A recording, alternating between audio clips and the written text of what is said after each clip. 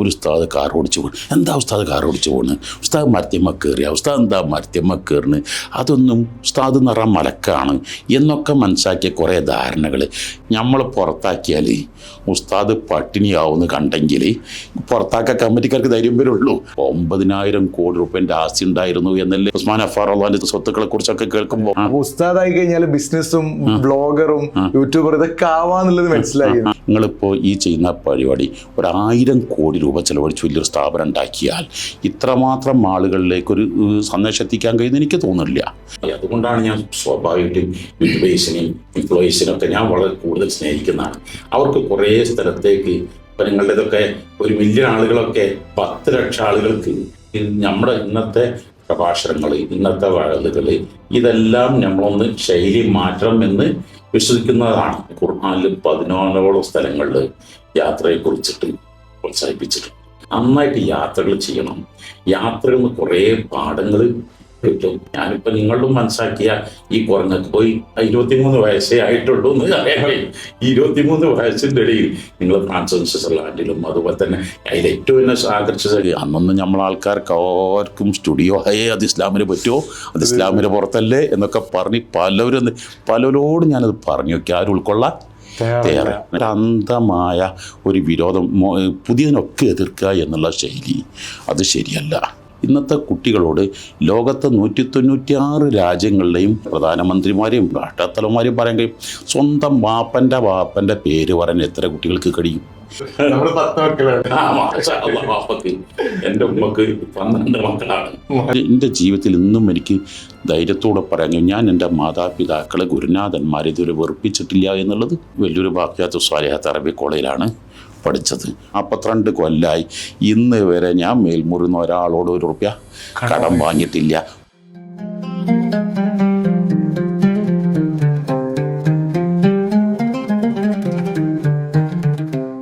അസ്സലാമു അലൈക്കും വറഹ്മത്തുള്ളാഹി. മാഷാ അല്ലാഹ്. തങ്ങളവർകള് എനിക്ക് എങ്ങനെ തുടങ്ങണം എന്നറിയില്ല. ദുബായിൽ ഇപ്പൊ തങ്ങൾ ഇവിടെ നമ്മുടെ റൂമിലേക്ക് വന്നു. മാഷാ അല്ലാഹ്. സത്യം പറഞ്ഞാല് എനിക്ക് ഏറ്റവും കൂടുതൽ തങ്ങളെ അട്രാക്ട് ചെയ്ത് തങ്ങളുടെ ഒരു ക്യാരക്ടറാണ്. കാരണം പറഞ്ഞാല് എന്നെ പോലത്തെ വെറും സാധാരണക്കാരനായിട്ടുള്ള ഒരു മുത്തഅല്ലിമിനെ തങ്ങൾ പരിഗണിച്ച ഈ രീതി ശരിക്കും എന്നെ ഭയങ്കര സ്ട്രൈക്ക് ചെയ്തൊരു കാര്യമാണ്. പ്രത്യേകിച്ചും തങ്ങളുടെ ഈ ജീവിത വഴികളെ പറ്റിയിട്ടുള്ള ഒരു പുസ്തകം പ്രകാശനം ചെയ്ത് ഞാൻ കണ്ടിരുന്നു. അപ്പൊ അതില് 30 വർഷത്തിൽ താഴെ 50ഓളം സ്ഥാപനങ്ങൾ, 30,000-ലധികം വിദ്യാർത്ഥികൾ, ഇതൊക്കെ സമൂഹത്തിന് വാർത്തെടുത്ത തങ്ങൾ ഇത്രയും തിരക്കുകൾക്കിടയിൽ സമയം ഈ എനിക്ക് വേണ്ടിയിട്ട് വിനിയോഗിച്ചെന്ന് പറയുമ്പോൾ ഇപ്പോഴും എനിക്ക് ചിന്തിക്കാൻ പോലും പറ്റുന്നില്ല. അപ്പോ എനിക്ക് കുറെ കാര്യങ്ങൾ ഇങ്ങനെ അറിയണമെന്നുണ്ട്. അപ്പൊ ശരിക്കും പറഞ്ഞാൽ എനിക്ക് എങ്ങനെ തുടങ്ങണം, എവിടെ നിന്ന് തുടങ്ങണം എന്നൊന്നും അറിയില്ല. ഇങ്ങനെ എനിക്ക് ഇന്റർവ്യൂ ചെയ്തിട്ട് വലിയ പരിചയമില്ല. അപ്പോ ആദ്യമായിട്ടാണ് ഇങ്ങനൊരു ഇന്റർവ്യൂ ഞാൻ ചെയ്യുന്നത്. അപ്പൊ അതിന് എന്റെ വലിയൊരു ഭാഗ്യമായിട്ടാണ് ഞാൻ തങ്ങൾ തന്നെ കിട്ടിയത് ഞാൻ കരുതുന്നത്. അപ്പോ ശരിക്കും ഇതിനൊക്കെ പിന്നിൽ തങ്ങളുടെ പ്രചോദനം എന്താണ്? തങ്ങളുടെ ജീവിത തുടക്കം മുതൽ ജീവിതകഥ ഒന്ന്, അതായത് ഒരുപാട് ആളുകൾക്ക് അറിയാൻ ആഗ്രഹം ഉണ്ടാവും. അപ്പൊ അവർക്ക് വേണ്ടി തങ്ങളൊന്ന് പരിചയപ്പെടുത്തിയാൽ നന്നാവും. എൻ്റെ ജീവിതത്തിൽ 61 വയസ്സ് കഴിഞ്ഞു. കുട്ടിക്കാലം ഞങ്ങളുടെ വന്നേരായ ഉപ്പ അസ്തി അഹമ്മദ് ബുഖാരി ഖുദ്ദസല്ലാഹു അവരുടെ ആ സംരക്ഷണവും ആ തെർബിയത്തുമാണ്. കടലുണ്ടിയാണ് എൻ്റെ നാട്. കടലുണ്ടി എന്ന് പറഞ്ഞാൽ ഏറ്റവും കൂടുതൽ പഴക്കമുള്ള 5000 കൊല്ലം പഴക്കമുള്ള ക്ഷേത്രം അവിടെ ഉണ്ട്. അതോടുകൂടെ തന്നെ ഏഷ്യയിലെ ഏറ്റവും ഹയസ്റ്റായ ചർച്ച്, കുരിശുള്ള ചർച്ച് അവിടെ ഉണ്ട്. സ്വഹാബത്തിൻ്റെ കാലത്ത് നിർമ്മിക്കപ്പെട്ട പള്ളിയുണ്ട്. എന്നാൽ ഇന്നേ വരെ ഒരു വർഗീയ ലഹളയോ ഒരു സംഘർഷം അവിടെ ഉണ്ടായിട്ടില്ല. മതസൗഹാർദ്ദവും ഒത്തൊരുമയും കൂട്ടായി. അത് പണ്ട് കാലം തൊട്ടേ അവിടെ സാദാത്തുക്കൾ, ഞങ്ങളുടെ പൂർവികര്, പിതാമഹന്മാര് ആ ഒത്തൊരുമ, കൂട്ടായ്മ, യോജിപ്പ്. അപ്പോൾ ഉപ്പയിൽ നിന്ന് കാണുന്ന കുറേ അനുഭവിച്ചറിഞ്ഞ പാഠങ്ങളാണ്. ഏത് ചെറിയ കുട്ടി വന്നാലും ഉപ്പ അവരെ വല്ലാതെ സ്വീകരിക്കും, സൽക്കരിക്കും, സന്തോഷിപ്പിക്കും. ഇതൊക്കെയാണ് യഥാർത്ഥത്തിൽ ഞങ്ങൾ ചെറുപ്പകാലങ്ങളിലെ പഠിക്കുന്ന പാഠങ്ങൾ. ഏത് ചെറിയവനും വലിയ സ്വപ്നങ്ങളുണ്ടാകാം, വലിയ വലിയ പ്രതീക്ഷകളുണ്ടാകാം. ഒന്നുമില്ലെങ്കിലും അവരെ നിരാശപ്പെടുത്തൽ വലിയ അപകടമാണ്. ഞാൻ എപ്പോഴും പറയാറുള്ളത്, ഒരു മനുഷ്യന് വേണ്ട ഏറ്റവും വലിയ ഗുണം പരിഗണനയാണ്. ഒരു മനുഷ്യന് ഏറ്റവും വെറുപ്പ് അവഗണനയാണ്. ഒരാളെയും അവഗണിക്കാൻ പാടില്ല, എല്ലാവരെയും പരിഗണിക്കണം. ഇതുകൊണ്ടാണ് ഇസ്ലാം 40 മോമിനികൾ കൂടിയാൽ ഒരാൾ വലിയ ഉണ്ടാവും. അപ്പൊ എല്ലാവരെയും നമ്മൾ ഞാൻ സംസാരിക്കുന്നത് വലിയൊരു മഹാത്മാവായിക്കൂടെ, വലിയൊരു ഉന്നതനായിക്കൂടെ, ആ ഡീലിംഗ് എല്ലാവരോടും നമ്മൾ കാണിക്കുകയാണെങ്കിൽ ഒരിക്കലും നമ്മിൽ നിന്ന് ഒരു ശാപോ ഉറപ്പോ വാങ്ങേണ്ടി വരില്ല. അങ്ങനെ പരിഗണിച്ച്, പ്രത്യേകിച്ച് ഇപ്പോ നിങ്ങളൊക്കെ ഷാബി സ്ക്വയർ ദുബായി, ഞാൻ കുറേ കാലമായി അത് വീക്ഷിക്കാൻ തുടങ്ങിയിട്ട്. കാരണം പ്രവാചക തിരുമേനി സ്വല്ലല്ലാഹു അലൈഹി വസല്ലം ഹജ്ജത്തുൽ വദാഇൽ മനുഷ്യാവകാശ പ്രഭാഷണത്തിൽ 14 പ്രമേയങ്ങളിൽ ഏറ്റവും എന്നെന്നും കാര്യപ്രസക്തമായ പ്രഭാഷണം അവസാനം പറഞ്ഞ വാക്ക് ഷാഹിദു അൽ ഗായിബ എന്നാണ്. അഥവാ ആ സദസ്സിൽ കൂടുന്ന ആളുകൾക്ക് കുറെ പരിധി ഉണ്ടല്ലോ, അതേ സ്ഥാനത്ത് പുറം ലോകത്ത് അതിൻ്റെ എത്രയോ ഇരട്ടി, 100 കണക്കിന് ഇരട്ടി ഉണ്ടായിരിക്കും. അവരിലേക്ക് സന്ദേശം എത്തിക്കുക. ഈ ഒരൊറ്റ പ്രഖ്യാപനം വന്നപ്പോൾ 1,10,000-ലേറെ അല്ലെങ്കിൽ 40,000-ഓളം സ്വഹാബത്ത് ഉണ്ടായിരുന്നു. അതിന്ന് നോക്കിയാൽ 10,000 സ്വഹാബിമാരുടെ മക്ബറ മാത്രമേ മക്കയിലും മദീനയിലും കാണാൻ കഴിയുള്ളൂ. 1,00,000-ലധികം സ്വഹാബാക്കളും പുറം ലോകത്താണ് ഉള്ളത്. ആ പുറം ലോകത്തെത്താൻ കാരണം അവർ ഇന്നത്തെ പോലെ ഫ്ലൈറ്റിലോ അല്ലെങ്കിൽ കപ്പലിലുള്ള യാത്രകളല്ല. ഓരോ നാടുകളും ഭാര്യ മക്കള് കുടുംബം ഒഴിവാക്കി എത്ര ത്യാഗങ്ങളും പ്രയാസങ്ങളും സഹിച്ച് ഈ സന്ദേശം എത്തിക്കാനാണല്ലോ. അപ്പൊ നിങ്ങളൊക്കെ ഈ സന്ദേശം പുറം ലോകത്ത് എത്തിക്കുക എന്നുള്ളത് ഏറ്റവും പുണ്യമുള്ള ഒരു സൽക്കരമായി. അതുകൊണ്ടാണ് ഞാൻ സ്വാഭാവികമായിട്ടും യൂട്യൂബേഴ്സിനെയും ഇൻഫ്ലുവൻസിനും ഒക്കെ ഞാൻ വളരെ കൂടുതൽ സ്നേഹിക്കുന്നതാണ്. അവർക്ക് കുറേ സ്ഥലത്തേക്ക് ഇപ്പൊ നിങ്ങളുടേതൊക്കെ 1 മില്യൺ ആളുകളൊക്കെ 10 ലക്ഷം ആളുകൾക്ക് എത്തിക്കുക. ഞാൻ ഓർക്കുന്നത് ഒരു 10-30 മഴ തുടങ്ങിയ പിറ്റത്തെ കൊല്ലം ഞാൻ സൗദിയിലെ പെട്രോളിയം മിനിസ്റ്റർ ആയിരുന്ന അബ്ദുറഹ്മാനെ കണ്ടിരുന്നു. അപ്പൊ അബ്ദുറഹ്മാനോട് ഇങ്ങനെ മഴദിനം അവതരിപ്പിച്ചപ്പോൾ അബ്ദുറഹ്മാനോട് ചോദിച്ച ഒരു ചോദ്യമുണ്ട്, നിങ്ങൾ 100-200 ആൾക്ക് ഒതുക്കി കൊടുക്കുന്നുണ്ടാകും, അതേ സ്ഥാനത്ത് നിങ്ങൾക്കൊരു ചാനൽ തുടങ്ങിക്കൂടെ? അന്നാണ് കനാത്ത് ആണ് ഈ ചാനൽ എന്ന് പറഞ്ഞാൽ അതിന് വേണമെങ്കിൽ ഞാൻ സഹായിക്കാം. ആ 200 ആൾക്ക് നിൽക്കുന്ന അധ്വാനം മതി അത് ലോകമൊട്ടുക്കും എത്തിക്കാൻ അന്ന് മനസ്സുദിച്ച ഒരാശയാണ്. അന്ന് 28 മഴദിൻ തുടങ്ങി പിറ്റത്തെ കൊല്ലം ആദ്യമായിട്ട് മഴദിനെ കുറിച്ച് പറഞ്ഞപ്പോൾ സൗദി പെട്രോളിയം മിനിസ്റ്റർ ആയിരുന്ന വലിയ ധർമ്മിഷ്ഠനും വലിയ ഭാവന സമ്പന്നതയും വലിയ കാഴ്ചപ്പാടും ഉൾക്കാഴ്ചക്കുള്ള ഒരു മഹാനാണ് അബ്ദുറഹ്മാനി എന്ന് പറയുന്നത്. അപ്പൊ അദ്ദേഹം എന്നോട് അന്ന് ചോദിച്ച ചോദ്യം ഒരു പ്രസക്തമായ സംഭവമാണ്. തങ്ങളെ എനിക്ക് ഏറ്റവും കൂടുതൽ ഇഷ്ടം അതാണ്. കാരണം മറ്റു ഒരുപാട് പണ്ഡിതന്മാർക്കിടയിൽ തങ്ങൾ ഏറ്റവും കൂടുതൽ എന്നെ സ്ട്രൈക്ക് ചെയ്തൊരു കാര്യമാണ് തങ്ങളുടെ ആ ഒരു ഫാർസൈറ്റ്, ദീർഘവീക്ഷണം, അതുപോലെ ഇപ്പോഴത്തെ ജനറേഷൻ അനുസരിച്ചിട്ടുള്ള ആ ഒരു ദൈവത്തിന്റെ മേഖലകളും ഇങ്ങനെയുള്ള യൂട്യൂബേഴ്സിനൊക്കെ തങ്ങൾ നല്ല രീതിയിൽ പ്രൊമോട്ട് ചെയ്യുന്നുണ്ട്. മാഷാ അല്ലാഹ്. അപ്പൊ ദൈവത്തിന് ഉപകരിക്കുന്നതാണ് നമ്മുടെ ഇന്നത്തെ പ്രഭാഷണങ്ങൾ, ഇന്നത്തെ വാഴലുകൾ, ഇതെല്ലാം നമ്മളൊന്ന് ശൈലി മാറ്റണം എന്ന് വിശ്വസിക്കുന്നതാണ്. കാലത്തിനനുസരിച്ച് കഴിഞ്ഞുപോയ പ്രവാചകരുടെ ചരിത്രങ്ങൾ പരിശോധിച്ച് നോക്കിയാൽ, ഇപ്പോൾ ഉദാഹരണത്തിന് നബിയുല്ലാഹി സ്വാലിഹ് അലൈഹി സ്വലാത്തു വസ്സലാം തങ്ങളുടെ കാലം ശില്പങ്ങളുടെ ഒരു കാലമായിരുന്നു. അപ്പൊ ആ എല്ലാ ശില്പങ്ങളെയും ഹൈജാക്ക് ചെയ്തുകൊണ്ട് അതൊക്കെ ഒരു നിർജീവ പ്രതിമകളായിരുന്നു. നബിയുല്ലാഹി സ്വാലിഹ് അലൈഹി സ്വലാത്തു വസ്സലാം ഒട്ടകം ജീവനുള്ള ലൈവായിരുന്നു. എന്നാൽ കലീമുല്ലാഹി മൂസ അലൈഹി സ്വലാത്തു വസ്സലാമിന്റെ കാലത്ത് മാരണങ്ങളുടെ കാലമായിരുന്നു. എന്നാൽ ആ വടികൾ ആ പാമ്പുകളൊക്കെ വിഴുങ്ങുന്ന ഒരു മുഅ്ജിസത്തായിട്ടാണ് മൂസാ നബിയുടെ വടി വന്നത്. എന്നാൽ മസീഹുല്ലാഹി ഈസാ അലൈഹി സ്വലാത്തു വസ്സലാമിന്റെ കാലത്ത് ജന്മനാന്തരവും ബദരും മൂകരും ആയ ആളുകൾ അവര് ബദരം സുഖപ്പെടുത്തുക എന്നതാണ്. എന്നാൽ ജന്മനാന്തരും ബദരും ആയ ആളുകൾ സുഖപ്പെടുത്താൻ കഴിയില്ലായിരുന്നു. മൂസാ നബി അത് സുഖപ്പെടുത്തും, മരിച്ചവരെ ജീവിപ്പിക്കും. അഷ്റഫുൽ ഖൽഖ് സംഘങ്ങളുടെ കാലത്ത് സാഹിത്യ സാമ്രാട്ടുകൾ, എക്സ്പേർട്ടുകൾ, സാഹിത്യത്തിൽ വല്ലാതെ മത്സരിക്കുന്ന കാട്ടറബികൾ, അവിടെ ആ സാഹിത്യങ്ങളൊക്കെയും നിർവീര്യാക്കുന്ന രൂപത്തിലാണ് പരിശുദ്ധായ ഖുർആനുൽ അദീം. അപ്പൊ ഇന്ന് ഏറ്റവും കൂടുതൽ മോഡേൺ ടെക്നോളജികൾ നമ്മളെ പണ്ഡിതന്മാര് നമ്മൾ ഉപയോഗപ്പെടുത്തി. അത് ഞാൻ എപ്പോഴും കുട്ടിയോട് പറയാറുള്ളത്, അഥവാ ഒരു 60-70 കൊല്ലം മുമ്പുണ്ടായിരുന്ന ആത്മീയതയും മതസൗഹാർദ്ദവും കൂട്ടായ്മയും ഒത്തൊരുമയും തിരിച്ചു പിടിക്കണം.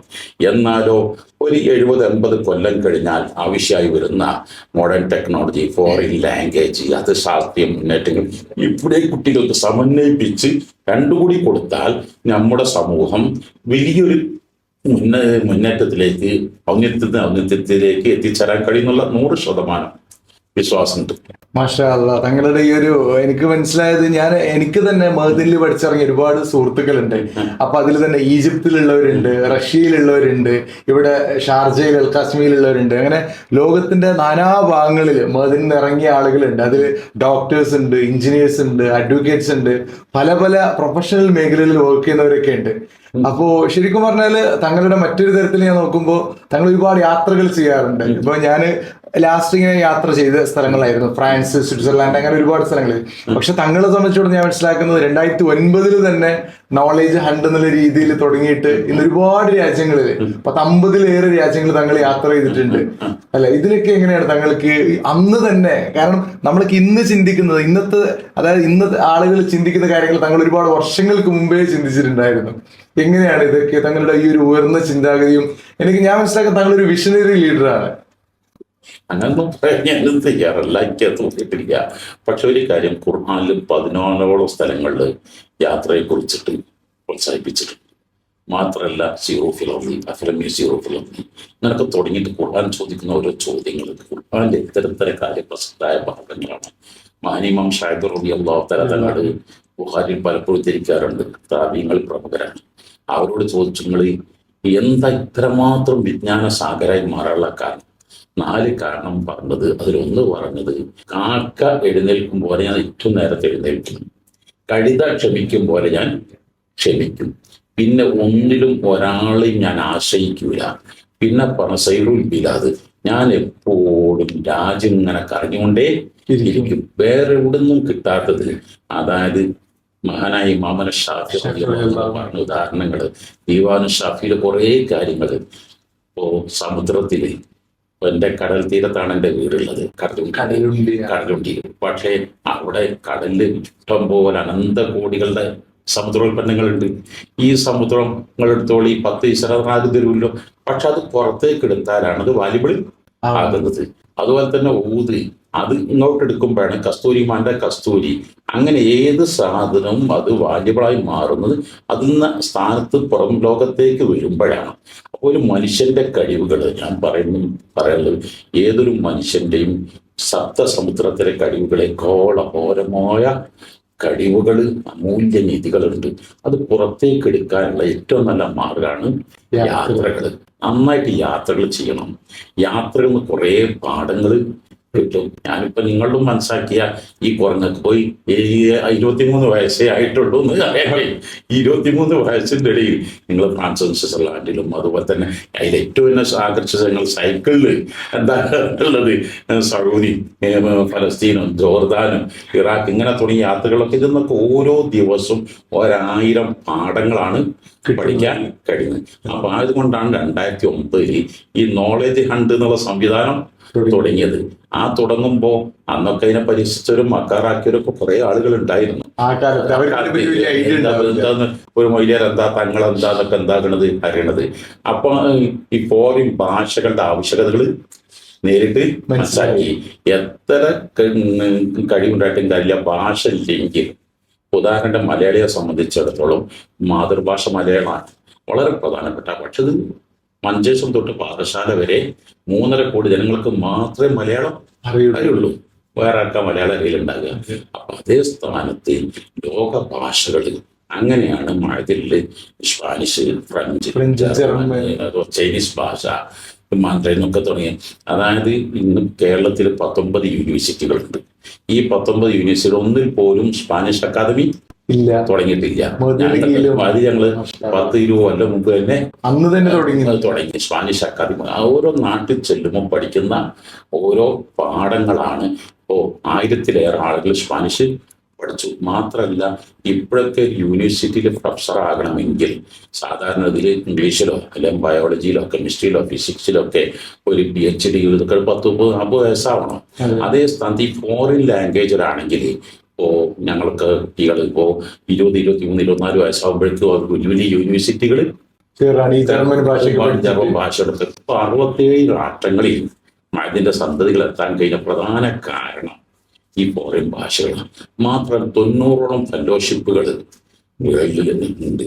അതായത് തൊട്ട് 20 കോടിയും 15 കോടിയും 6 കോടിയൊക്കെ ഇതൊന്നും നമുക്ക് എത്തിപ്പിടിക്കാൻ കഴിയാതെ പോയത് ഫോറിൻ ഭാഷ അറിയാത്തത് കൊണ്ടാണ്. നമ്മളിങ്ങനെ ഈ കിണറ്റിലെ തവള പോലെ കേരളത്തിൽ മഞ്ചെന്ന് ഭാഷക്ക് ഭാഷ ഇങ്ങോട്ട് കടങ്ങി ഇതാക്കിയാൽ പോരല്ലോ. അപ്പോൾ ഒരു അകക്കാഴ്ച ഉണ്ടാകുക, ഒരു ഉൾക്കാഴ്ച ഉണ്ടാകുക, ഒരു ബോധം കഴിവ് മിഷൻ രൂപപ്പെടുത്താൻ ഈ ഫോറിൻ ലാംഗ്വേജുകളും ഫോറിൻ കൺട്രികളും ഫോറിൻ ആറ്റിറ്റ്യൂഡുകളൊക്കെ മനസ്സിലാക്കൽ വളരെ നിർബന്ധമാണെന്ന് വിശ്വസിക്കുന്നു. മാഷാ അല്ലാഹ്. എനിക്ക് തോന്നുന്നു താങ്കള് ഫിജി മുതൽ കാലിഫോർണിയ വരെ യാത്ര ചെയ്തിട്ടുണ്ടല്ലേ? ഇത്രയും രാജ്യങ്ങളിൽ താങ്കൾക്ക് ഏറ്റവും ഇഷ്ടപ്പെട്ട ഏതെങ്കിലും രാജ്യം അല്ലെങ്കിൽ യാത്രാനുഭവം എന്തെങ്കിലും? ലോകത്ത് ആദ്യമായിട്ട് സൂര്യോദയം ബോധ്യപ്പെടുന്നത് ഫിജി തവീൻ ഐലൻഡിലാണ്. എന്നാൽ ലോകത്ത് ഏറ്റവും അവസാനമായിട്ട് സൂര്യോദയം ബോധ്യപ്പെടുന്നത് കാലിഫോർണിയ സാൻ ഫ്രാൻസിസ്കോയിലാണ്. ഇവിടെ 2 സ്ഥലം ഇതിൻ്റെ അടുക്കുള്ള രാജ്യങ്ങൾ. പക്ഷെ ഓരോ രാജ്യത്ത് ചെല്ലുമ്പോഴും ഓരോ ഗുണങ്ങളാണ്. ഒരു വാപ്പനോട് 10 മക്കളെ കുറിച്ച് ഏത് മോനാണ് ഇഷ്ടപ്പെട്ട വാപ്പക്ക് പറയാൻ കഴിയുമല്ലോ. ഓരോ മക്കൾക്ക് ഓരോ കഴിവുകളായിരിക്കും. എന്ന പോലെ നമുക്കിപ്പോ മദീന അഷ്റഫുൽ ഖൽഖ് സ്വല്ലല്ലാഹു അലൈഹി വസല്ലം തങ്ങൾ എന്ന ഏറ്റവും നല്ല വൃത്തി. ഇതൊക്കെ സിംഗപ്പൂര്, മലേഷ്യ പോലുള്ള രാജ്യങ്ങൾ.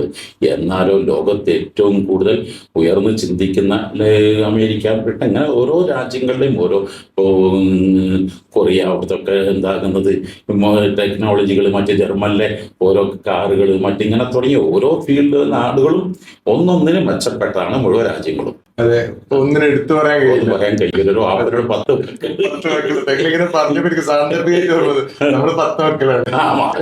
വാപ്പക്ക് എന്റെ ഉമ്മക്ക് 12 മക്കളാണ്. ഞങ്ങൾ 12 ആള്, 6 ആളും ജീവിച്ചിരിക്കുന്നുണ്ട്, 6 ആളും മരിച്ചുപോയി. ഇപ്പം ജീവിച്ചിരിക്കുന്ന 6 ആളും 6 വ്യത്യസ്ത കഴിവുകളാണ്. ഉമറുൽ ഫാറൂഖ് മധ്യ ഉത്തര കേരളത്തിന്റെയും ദക്ഷിണ കന്നഡത്തിന്റെയും മുന്നേറ്റത്തിനും ഇതിനൊക്കെ ഏറ്റവും പ്രവർത്തിച്ച അവരുടെ സ്വഭാവം വേറെയായിരുന്നു. ഒരു മരിച്ചുപോയി. അതേ സ്ഥാനത്ത് ഞാൻ മലപ്പുറത്തായി. അതുപോലെ തന്നെ അഞ്ചൻ ഷിഹാബുദ്ദീൻ ബുഖാരി ബദറുദ്ദീനായി, മറ്റഞ്ചൻ സിൻസിയർ, മറ്റഞ്ച് ഇസ്മായിൽ തങ്ങൾ. അത് 6 ആളും ഇത് എല്ലാ വാപ്പയുടെയും മക്കള് എല്ലാം ഒരു നമ്മുടെ പല്ല്, നമ്മുടെ കണ്ണ്, നമ്മുടെ കൈ, ഫിംഗർ, ഇതെല്ലാം വ്യത്യസ്ത രൂപത്തിലാണ്. പക്ഷെ അതെല്ലാറ്റും നമ്മൾ പാഠം ഉൾക്കൊള്ളാണ്ട്.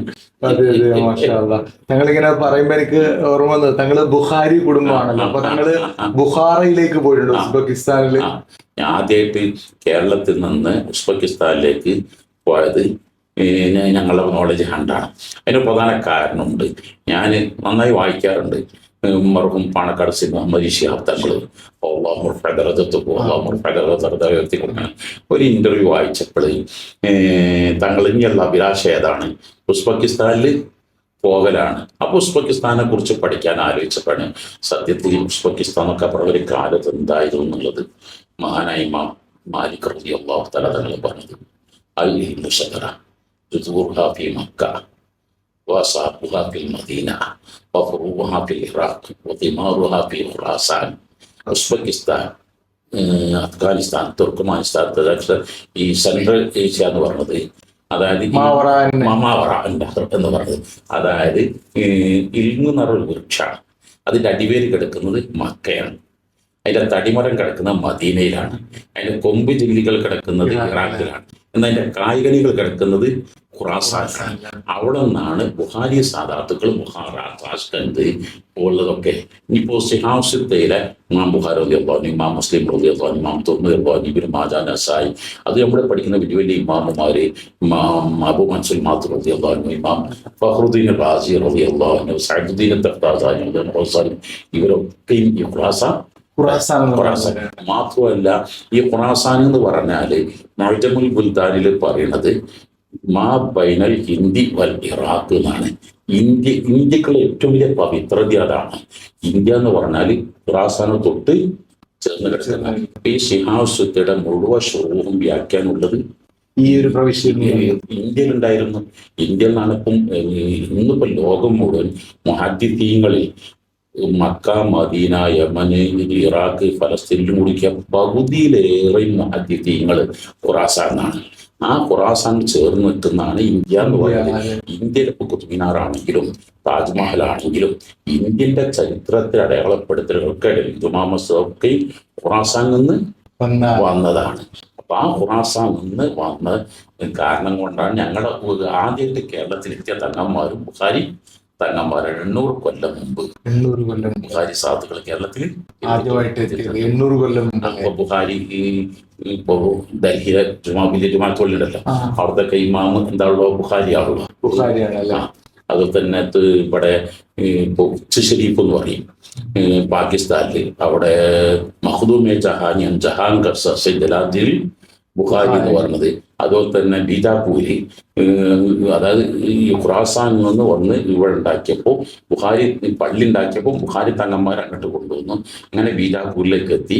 അങ്ങനെ കേരളത്തിൽ കണ്ണൂർ അറക്കലിലേക്ക് കുടുംബത്തിലേക്ക് എത്തി, വളവട്ടത്തെത്തി. ഇപ്പം വളവട്ടിൽ നിന്ന് ഞങ്ങൾ ഉപ്പാപ്പയുടെ സജിദലാദ്ദീൻ ബുഖാരി അവിടെയാണ് ഒട്ടുമിക്ക. അപ്പോൾ പാണക്കാട് സാദാത്തുക്കളൊക്കെ ആദ്യത്തെ ഉപ്പാപ്പ വളവട്ടെടുത്ത. അതുപോലെ തന്നെ അഹദരി സാദാത്തുക്കള്, ജിഫിരി സാദാത്തുക്കള്, ധാരാളം വലിയ വലിയ മഹത്തുക്കളൊക്കെ അന്ത്യവിഷമം കൊള്ളുന്ന വളവട്ടെടുത്താണ്. അവിടെ പഴയ നാഷണൽ ഹൈവേയോട് ചേർന്നുകൊണ്ടാണ് ഞങ്ങളുടെ ഉപ്പാപ്പ സജിദലാദ്ദീൻ ബുഖാരി അതുപോലെ കൊച്ചി ചെമ്പിട്ട പള്ളിയിൽ ഇസ്മായിൽ ബുഖാരി മാഷാ അല്ലാഹ്. തങ്ങൾ ആദ്യം ഇപ്പൊ തുടക്കത്തിൽ പറഞ്ഞൊരു കാര്യമുണ്ട്, ഇങ്ങനെ ഉപ്പയിൽ നിന്നും ഉമ്മയിൽ നിന്നൊക്കെ തങ്ങളുടെ ആ ഗ്രന്ഥത്തിലേക്ക്, ആ പുസ്തകത്തിലേക്ക് ഏറ്റവും കൂടുതൽ ഗുരുവും ഉസ്താദും അത് ഉമ്മയൊക്കെ ആണല്ലോ. അപ്പോ ആ ഒരു ഉമ്മയിൽ നിന്നും ഉപ്പയിൽ നിന്നുള്ള ഒരു അനുഭവങ്ങൾ ഏതെങ്കിലും? ഇന്നിപ്പോ കേരളത്തെ സംബന്ധിച്ചിടത്തോളം വളരെ വളരെ വേദനാജനകമായ വാർത്തകളാണ് കേട്ടുകൊണ്ടിരിക്കുന്നത്. അതായത് ഇപ്പോൾ ഈ കുറഞ്ഞ ദിവസത്തിനുള്ളിൽ ലഹരിക്ക് അടിമപ്പെട്ട് 70-ലേറെ ആളുകളാണ് 50 ദിവസം മരണപ്പെട്ടെന്ന് കേൾക്കുന്നത്. എത്ര കേസുകളാണ് ഇതാകുന്നത്. ഇതിൻ്റെ ഒക്കെ പ്രധാന കാരണം എന്ന് പറഞ്ഞാൽ ഈ രക്ഷിതാക്കളും കുട്ടികളും തമ്മിലുള്ള മാനസിക അകൽച്ചകളാണെന്നാണ് മനസ്സിലാക്കുന്നത്. അതായത് കുട്ടികളെ ചേർത്ത് പിടിക്കുക എന്ന് പറഞ്ഞാൽ ഒരു കുഞ്ഞപ്പരുണ്ടാക്കി കൊടുക്കലോ, അവർക്ക് നല്ല ഡ്രസ്സ് വാങ്ങി കൊടുക്കലോ, അല്ലെങ്കിൽ അവർക്ക് നല്ല ഭക്ഷണം കൊടുക്കുക എന്നതിനപ്പുറം എപ്പോഴും അവിടെ ചേർത്ത് പിടിക്കാൻ ഞാനിവിടെ വായിച്ചത് ഓർക്കുന്നുണ്ട്. ഒരു ടീച്ചർ കുട്ടിയോട് എന്താണ് നിങ്ങളുടെ താല്പര്യം എന്ന് എഴുതിയപ്പോൾ കുട്ടി ചില ഡോക്ടറാണെന്ന് പറഞ്ഞു, ചില അഡ്വക്കേറ്റ് ആകാന്ന് പറഞ്ഞു, ചില എഞ്ചിനീയർ ആണെന്ന് പറഞ്ഞു, ചില സയന്റിസ്റ്റ് ആണെന്ന് പറഞ്ഞു. അതിലൊരു കുട്ടി എഴുതി മൊബൈൽ ഫോൺ ആകാനാണ് താല്പര്യം. അപ്പോൾ എന്താണ് ഇതിന്റെ കാരണം എന്ന് ചോദിച്ചപ്പോൾ പറഞ്ഞു മൊബൈൽ ഫോൺ ആകുമ്പോൾ എപ്പോഴും കൂടെ കിടക്കുമ്പോഴും ഉണ്ടാകും, പോകുമ്പോഴും ഉണ്ടാകും, നടക്കുമ്പോഴും ഉണ്ടാകും. അപ്പൊ ഞാൻ എങ്ങാനും മൊബൈൽ ഫോൺ ആയിരുന്നെങ്കിൽ അച്ഛനും അമ്മേനെ എപ്പോഴും കൊണ്ടുപോകുന്നു. ഇത് വായിച്ച് ടീച്ചർ അച്ഛൻ്റെ മുമ്പിൽ വന്നിട്ട് ഭർത്താവിൻ്റെ കാര്യം ഭർത്താവ് വിളിച്ചു, ഇതിന്റെ അച്ഛനും അമ്മയും അങ്ങനെയൊക്കെ. അപ്പൊ ടീച്ചർ പറഞ്ഞ മറുപടിയാണ് ആ എഴുതിയ ആരാന്നറിയോ, നമ്മളെ കുട്ടിയാണ്, നമ്മളെ കുട്ടിയാണ് ആ എഴുതിയത് എന്നത്. അപ്പോൾ ഞങ്ങൾക്ക് ഉണ്ടായിരുന്ന ഗുണം പറഞ്ഞാൽ ഉപ്പ 24 മണിക്കൂറും എന്ന് പറഞ്ഞാൽ ഞാൻ കടലിച്ചാലത്ത് കരുവന്തത്തുള്ള ആളൊക്കെ ചോദിച്ചാലറിയാം. രണ്ട് ഞാനൊക്കെ ആക്കി ഒരേ സമയത്ത് ഇങ്ങനെ ഒരു കയ്യിൽ കാക്കണ്ടായിരിക്കും, ഒരു കയ്യിൽ ഞാൻ ഉണ്ടായിരിക്കും. എപ്പോഴും ഉപ്പയുടെ കൂടെ ഭക്ഷണം കഴിക്കലും ഉപ്പയുടെ കൂടെ കളിക്കലും. ഉപ്പ ഞങ്ങൾക്ക് ഒരു മുറബ്യാശയക്കാണ്, എന്നാലോ നമുക്ക് ഉസ്താദാണ്, എന്നാലോ നമുക്ക് ഏറ്റവും നല്ല കൂട്ടുകാരനാണ്. ഒന്നിനും പുറത്തേക്ക് വിടാതെ എപ്പോഴും കൂടെ കൊണ്ട് നടക്കുകയാണെങ്കിൽ അത് നമ്മുടെ ആവശ്യങ്ങൾ മുഴുവനും രക്ഷിതാക്കളും ഉമ്മമാരോട് പറയാൻ കഴിയണം. ആ ഒരവസ്ഥയിലേക്ക് കുട്ടികൾ ചേർത്ത് പിടിക്കണം. അതായത് കുട്ടി വളരലും വളർത്തലും രണ്ടും രണ്ടാണ്. ഇപ്പം നമുക്കറിയാം നമ്മുടെ നാടുകളിലൊക്കെ മഴ പെയ്താൽ കുറേ ചെടികൾ വളരും, താനെ വളരും. അത് അടുത്ത വെയിലുണ്ട ഈ പോകും. അതേ സ്ഥാനത്ത് നമ്മൾ നട്ട് പിടിപ്പിച്ച് വളർത്തുന്നത് അത് കായ്കനികൾ നിറഞ്ഞിരിക്കും. അപ്പം എന്ന പോലെ തന്നെ നമ്മുടെ കുട്ടികളെ ഓരോ നമ്മൾ നിരീക്ഷിച്ച് അവരെ ചീത്ത പറയാതെ, അവരെ വേദനിപ്പിക്കാതെ, അവരെ കൂടെ നിന്ന് നമ്മുടേത് കണ്ടിട്ട് മക്കൾ പഠിക്കലായിരിക്കണം. ഉദാഹരണമായിട്ടൊരു കുട്ടി ജനിച്ചോടം തൊട്ട് 5 വയസ്സ് വരെ അല്ലെങ്കിൽ LKG UKG പോകുന്നൊരു ഉമ്മൻ്റെ കൂടെ തന്നെയാണ്.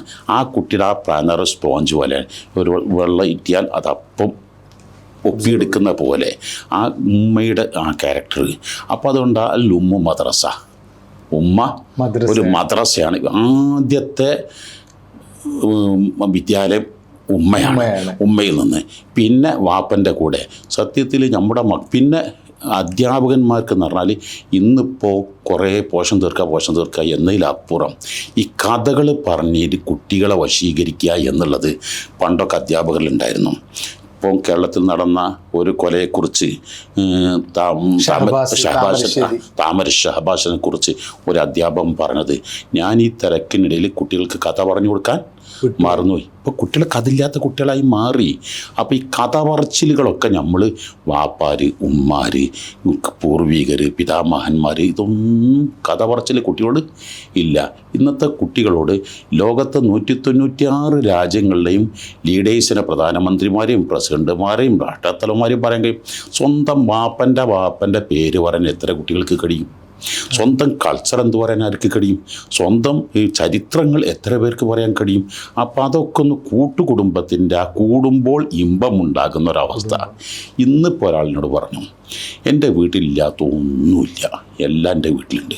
പക്ഷെ ഒന്ന് മാത്രം എൻ്റെ വീട്ടിൽ കുടുംബത്തിൻ്റെ ഐക്യം മാത്രമാണ് ഇല്ലാത്തത്. ജ്യേഷ്ഠനും അഞ്ചന്മാർ ലോകത്തിലല്ല, ആങ്ങളും പെങ്ങളും ലോകത്തിലല്ല. ആ ഒരു ഒത്തൊരുമ, കൂട്ടായ്മ, അത് നമ്മുടെ ജീവിതത്തിൽ ഏറ്റവും വലിയ പ്രധാന ഘടകമാണെന്ന് മനസ്സിലാക്കണം. ഇപ്പം ഞങ്ങൾക്കൊക്കെ ഉണ്ടായ ഏറ്റവും വലിയ ഗുണം എന്ന് പറഞ്ഞാൽ ഉമ്മ തൃക്കരിപ്പൂര് ഷാവുൽ ഹമീദ് അൽ ബുഖാരി തങ്ങളെന്ന് പറയും. അതായത് നൂറുൽ മയമ്മ ഉസ്താദ് സാദിയുടെ സ്ഥാപകനാണല്ലോ. അവരുടെ 10 കൊല്ലത്തെ ഉസ്താദാണ് ഉമ്മയുടെ ഉപ്പ തൃക്കരിപ്പൂര് ഷാവുൽ ഹമീദ് തങ്ങൾ. മഹാന ഉള്ളാൾ തങ്ങളുടെ ഷെയ്ഖാണ്. അപ്പം അക്കാലത്ത് ഹാഫിളായിട്ട് കേരളത്തിൽ ഉപ്പാപ്പയും 2 ആൾ മാത്രമേ ഉപ്പാപ്പ ഹിഫ്ള് പഠിച്ചത് മക്കയിൽ പോയിട്ടാണ്. അന്നൊന്ന് കേരളത്തിൽ ഒറ്റ ഹിഫ്ളുൽ ഖുർആൻ കോളേജ് ഇല്ല. അപ്പം അതിൽ നിന്ന് പഠിച്ച ഒരു കഴിവ് ഉമ്മൻ്റെ അടുത്തുണ്ട്. ആ ഉമ്മ കഴിവ് മാത്രമല്ല, ഉമ്മ അന്ന് ദ്വാർക്കുന്നൊരു ദ്വാണ്ട്, എപ്പോഴും ഉമ്മൻ്റെ ദ്വാണ് മനസ്സറിഞ്ഞിട്ട് എൻ്റെ മക്കളെ ഇൽമ കൊണ്ട് ദുന്യാവിലും ആഖിറത്തും രാജാക്കന്മാരാക്കണേ എന്നുള്ള ഒരു മനസ്സറിഞ്ഞുള്ള ദ്വാ. ആ ദ്വാക്കും കാരണമുണ്ട്. കാരണം തൃക്കരിപ്പൂര് ഷാവുൽ ഹമീദ് അൽ ബുഖാരി തങ്ങൾ, അവരെ ഉമ്മാക്ക് 3 പെൺമക്കളായിരുന്നു, ആൺമക്കൾ ഇല്ലായിരുന്നു. അങ്ങ് നേർച്ചാക്കി അഷേഖ് മീറാൽ നാഹൂരി റളിയല്ലാഹു ഷാവുൽ ഹമീദ് മീറാൽ നാഹൂരി ഒരു കുട്ടി ഉണ്ടായി, ആ പേരിടുന്ന നേർച്ചാക്കി പേരിട്ടു. പിന്നെ അന്ന് തൊട്ട് ഉമ്മ ദ്വാരക്കാൻ തുടങ്ങി, എൻ്റെ മകനെ ഇൽമ കൊണ്ട് ദുനിയാവിലും ആഖിറത്തിലും രാജാവാക്കണേ എന്നുള്ള. അത് ഉപ്പാപ്പ അക്കാലത്ത് ഏറ്റവും വലിയ പണ്ഡിതനായിരുന്നു, വലിയ സൂഫിയായിരുന്നു, ദുആ കിജാബത്തുള്ള വലിയ മഹാന്, എന്നാലോ വലിയ സമ്പന്നനും. റബ്ബർ എസ്റ്റേറ്റിൽ ഉപ്പാപ്പ കന്നുണ്ട്, അതുപോലെ തന്നെ ചെറുപ്പത്തിൽ ഉപ്പാപ്പക്ക് 12 മുറി പീടിക കണ്ട്.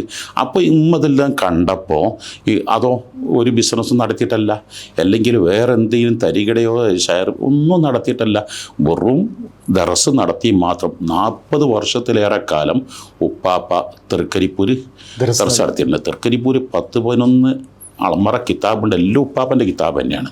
മാത്രമല്ല എല്ലാ കിതാബിലും ഉപ്പാപ്പയുടെ കയ്യക്ഷരം കാണാൻ ചെയ്യും. അപ്പോൾ ആ ഉപ്പാപ്പയിൽ നിന്ന് ഉമ്മ പാഠം പഠിച്ചു, അവരുടെ ഉമ്മ ദ്വാരുന്നതാണ്. അതുകൊണ്ട് ഞങ്ങളുടെ ഉമ്മയും സദാസമയത്തും ദ്വാരക്കും. മാത്രമല്ല ഞങ്ങളുടെ ഓരോ അനക്കങ്ങളും ഓരോ വാക്കുകളും പ്രവർത്തനങ്ങളും ഉമ്മ ശരിക്കും ശ്രദ്ധിക്കുമായിരുന്നു. അപ്പോൾ ചെറുപ്പത്തിലേ മനസ്സ് നൽകിയ മാതൃവന്ദനം, പിതൃവന്ദനം, ഗുരു വന്ദനം, അതാണ് 3 വസ്തുക്കളുടെ ആദരവ്, ബഹുമാനം, സ്നേഹം. അതാണ് വിജയത്തിൻ്റെ നല്ല തർബീയത്ത് ഉപ്പയിൽ നിന്നും ഉമ്മയിൽ നിന്നും. പിന്നെ ഉസ്താദാണെങ്കിലും ഷെയ്ഖുൻ നുജൂമ് ബീരാങ്കോയ ഉസ്താദ്, അല്ലാലിമുൽ അല്ലാമ ഷെയ്ഖ് ബീരാങ്കോയ ഉസ്താദ്. അത് ഉപ്പൻ്റെ എല്ലാ മക്കളെയും ഉപ്പ അവരത്തെ ചേർത്ത് ഉപ്പേൻ്റെ പറയൽ ഞാൻ കുട്ടിക്കാലം തൊട്ടേ അറിയും. എല്ലാ തിങ്കളാഴ്ച നോമ്പേൽക്കും, എല്ലാ വ്യാഴാഴ്ച നോമ്പേൽക്കും. കുട്ടിക്കാലങ്ങളിലെ കോടമ്പുഴ പള്ളിയിൽ ദറസ് നടത്തുക, അതനുസരിച്ച് ജീവിക്കുക എന്നതല്ലാത്ത മറ്റൊരു ചിന്ത ഇല്ലായിരുന്നു. അപ്പോൾ ഉപ്പയും ഉമ്മയും ഉസ്താദുമാരെല്ലാം പിന്നെ ഷെയ്ഖാണ് ഉള്ളാദ് അസി അബ്ദുറഹ്മാൻ അൽ ബുഖാരി ഖദ്ദസുല്ലാഹു അവരുടെ അടുത്ത് ഞാൻ 8 കൊല്ലത്തോളം കിതാബുൽ ഹിക്മ എല്ലാ ആഴ്ചയും എല്ലാ മാസം കരുവന്തി ദർസ് നടത്തും, ഞാനാണ് വായിച്ചു കൊടുക്കാറുള്ളത്. ഇങ്ങനെ തുടങ്ങിയ ഇതൊക്കെയാണ് എന്നെ ഈ രൂപത്തിൽ ചിട്ടപ്പെടുത്തിയത്. പഠിക്കുന്ന സമയത്ത് റാങ്ക് ഹോൾഡർ വലിയൊരു ബാക്കിയാത്ത സ്വാലിഹാത്തിൽ അവിടെയൊക്കെ വലിയ പ്രശ്നങ്ങളൊക്കെ ഉണ്ടായിക്കട്ടെ. അപ്പോഴും സ്ഥാപനത്തിന് എൻ്റെ ജീവിതത്തിൽ ഇന്നും എനിക്ക് ധൈര്യത്തോടെ പറയാൻ ഞാൻ എൻ്റെ മാതാപിതാക്കളെ ഗുരുനാഥന്മാരെ ഇതുവരെ വെറുപ്പിച്ചിട്ടില്ല എന്നുള്ളത് എനിക്ക് പറയാൻ. അതാണ് എൻ്റെ ജീവിതത്തിൻ്റെ ഒക്കെ കാരണങ്ങൾ. മാഷാ അല്ലാഹ്. ഞങ്ങളങ്ങനെ പഠിക്കുന്ന സമയത്തും റാങ്ക് ഹോൾഡർ ആയിരുന്നു. പിന്നീട് ഈ മുദരിസായിട്ട് ഒരുപാട് വർഷം ഉണ്ടായിരുന്നു. ആ ഒരു പ്രൊഫഷണൽ കാലഘട്ടം എങ്ങനെയായിരുന്നു തുടക്കത്തിൽ? ഞാൻ വലിയൊരു ബാക്കിയാത്ത സ്വാലിഹാത്ത് അറബി കോളേജിലാണ് പഠിച്ചത്. ആ പഠിക്കുന്ന കാലത്ത് 5 വക്തിലും ഞാൻ ദ്വാരക്കും ഫാത്തിഹോദി സ്ഥാപനത്തിൻ്റെ ബാനിയുടെ ഹലറത്ത് ചെന്നിട്ട് ഞാൻ ദ്വാരക്കും. എപ്പോഴും ദ്വാരക്ക് എനിക്ക് ദർസ് തരണേ, എനിക്ക് കുട്ടികൾ മരണം വരെയും എൻ്റെ ജീവിതം വിജ്ഞാന പ്രസരണത്തിലായി അതിന് അവസരങ്ങളും സന്ദർഭങ്ങളും സാഹചര്യങ്ങളും തരണേ എന്നുള്ള പ്രാർത്ഥനയായിരുന്നു. ഞാൻ ഏറ്റവും കൂടുതൽ പൊട്ടിക്കരഞ്ഞത് വലിയൊരു ബാക്കിയാത്ത സ്വാലിഹാത്ത് നിന്ന് റാങ്ക് കിട്ടി പുറത്ത് വന്ന ടൈമിലാണ്. എനിക്ക് കുറേ ആശങ്കകളായിരുന്നു, എനിക്ക് ഈ ദർസ് നടത്താൻ കഴിയുമോ, കുട്ടികളെ കിട്ടുമെന്നുള്ള. ഷാബാൻ 22-ന് ബാക്കിയത്ത് മദ്രാസ് മെയിലിന് പുറപ്പെട്ടു. 23-ന് കടലുണ്ടിയിൽ എത്തി. അന്ന് തന്നെ മലപ്പുറം മേൽമുറി കോണാമ്പാറ 2 ജീപ്പിന് കാരണന്മാർ കമ്മിറ്റിക്കാർ 10-17 ആൾക്കാർ ഒന്നായിട്ട് വീട്ടിൽ വന്നു. അവിടെ മുദരിസായിട്ട് അന്ന് തന്നെ അപ്പോയിൻമെൻറ്റ് ചെയ്തു. അന്ന് അവർ പറഞ്ഞ വാക്ക് 10 കുട്ടികളപ്പുറം കുട്ടികൾ വേണ്ടെന്നായിരുന്നു പറഞ്ഞിരുന്നത്. പക്ഷേ അവിടെ നിന്ന് ആ കുട്ടികളുടെ തെർബിയത്തും ആ ശിക്ഷ കണ്ട് ഇന്നത് 33,000 കുട്ടികളിലേക്ക് 42 വർഷങ്ങളെ കൊണ്ടുണ്ടായ ഒരേ ഒരു പ്രദേശത്ത് മേൽമുറിയിലാണ് അന്നൊന്നും ഒരു പള്ളി സ്വലാത്ത് തുടങ്ങി 42 വർഷത്തെ ഒരേ സ്ഥലത്തും. അതും ഞാൻ എപ്പോഴും പറയും, നമ്മൾക്ക് ആളുകൾക്ക് 2 കൊല്ലം 3 കൊല്ലം 2 കൊല്ലം 3 കൊല്ലം ഇതാക്ക ഹൈറ് തമ്മ ഹൈറ് എന്ന് പറഞ്ഞ പിശാച്ച് എന്ന് മുത്തഫരീദിൽ പറയും. എവിടെയും സ്ഥിരമായി നിൽക്കൂല, എവിടെയും ഉറച്ച് നിൽക്കൂല. നബത്തു സബത്തു ഫനബത്തു. എവിടെ നിങ്ങളെ ഏറ്റവും പേര് എന്നെ റാബിത്ത് എന്നുള്ള പേരെന്തോ നൽകിയ എന്താ എവിടെയും ഒരു ഉറച്ച് തീരുമാനത്തിൽ ഇങ്ങനെ ഈ പാത്രയും കൊണ്ട് ചാഞ്ചാട്ടം പാടില്ല. ഒരു നല്ലൊരു ഫീൽഡ് കണ്ടെത്തുക, അതവിടെ ഉറച്ചു നിന്നുകൊണ്ട് അത് ഏതറ്റം വരെയും മുന്നോട്ട് കൊണ്ടുപോകാൻ വേണ്ടി നിങ്ങളെ പേര് എനിക്ക് ഏറ്റവും ഇഷ്ടപ്പെട്ട അതാണ് നബത്തു ഫസബത്തു എന്നുള്ളത്. ഏതായാലും ആ പേര് വെച്ച് ഏതായാലും നിങ്ങളെ ഉപ്പ അബ്ദുറഹ്മാൻ വലിയ സന്തോഷമായിട്ടുണ്ട്. എനിക്ക് ഇഷ്ടപ്പെട്ട ഇതാണ് ഉസ്താദ് എല്ലാവരും പേര് ഓർമ്മ ഉണ്ടാവാറുണ്ട്. എന്നോട് പലരും പറഞ്ഞിട്ടുണ്ട് ഉസ്താദ് എല്ലാവരും പേര് ഓർമ്മ ഉണ്ടാവും. അത് നമ്മളെ പേര് മാത്രമല്ല, ചിലപ്പോൾ ഉപ്പൻ്റെയും ഉപ്പയുടെയും പേരമക്കളുടെ പേരടക്കം ഉസ്താദിനെ ഓർത്ത് വെക്കും. അതെങ്ങനെയാണ് എല്ലാവരും ഉസ്താദിനെ ഓർമ്മ, എല്ലാവരെയും ഓർമ്മ എങ്ങനെയാണ്?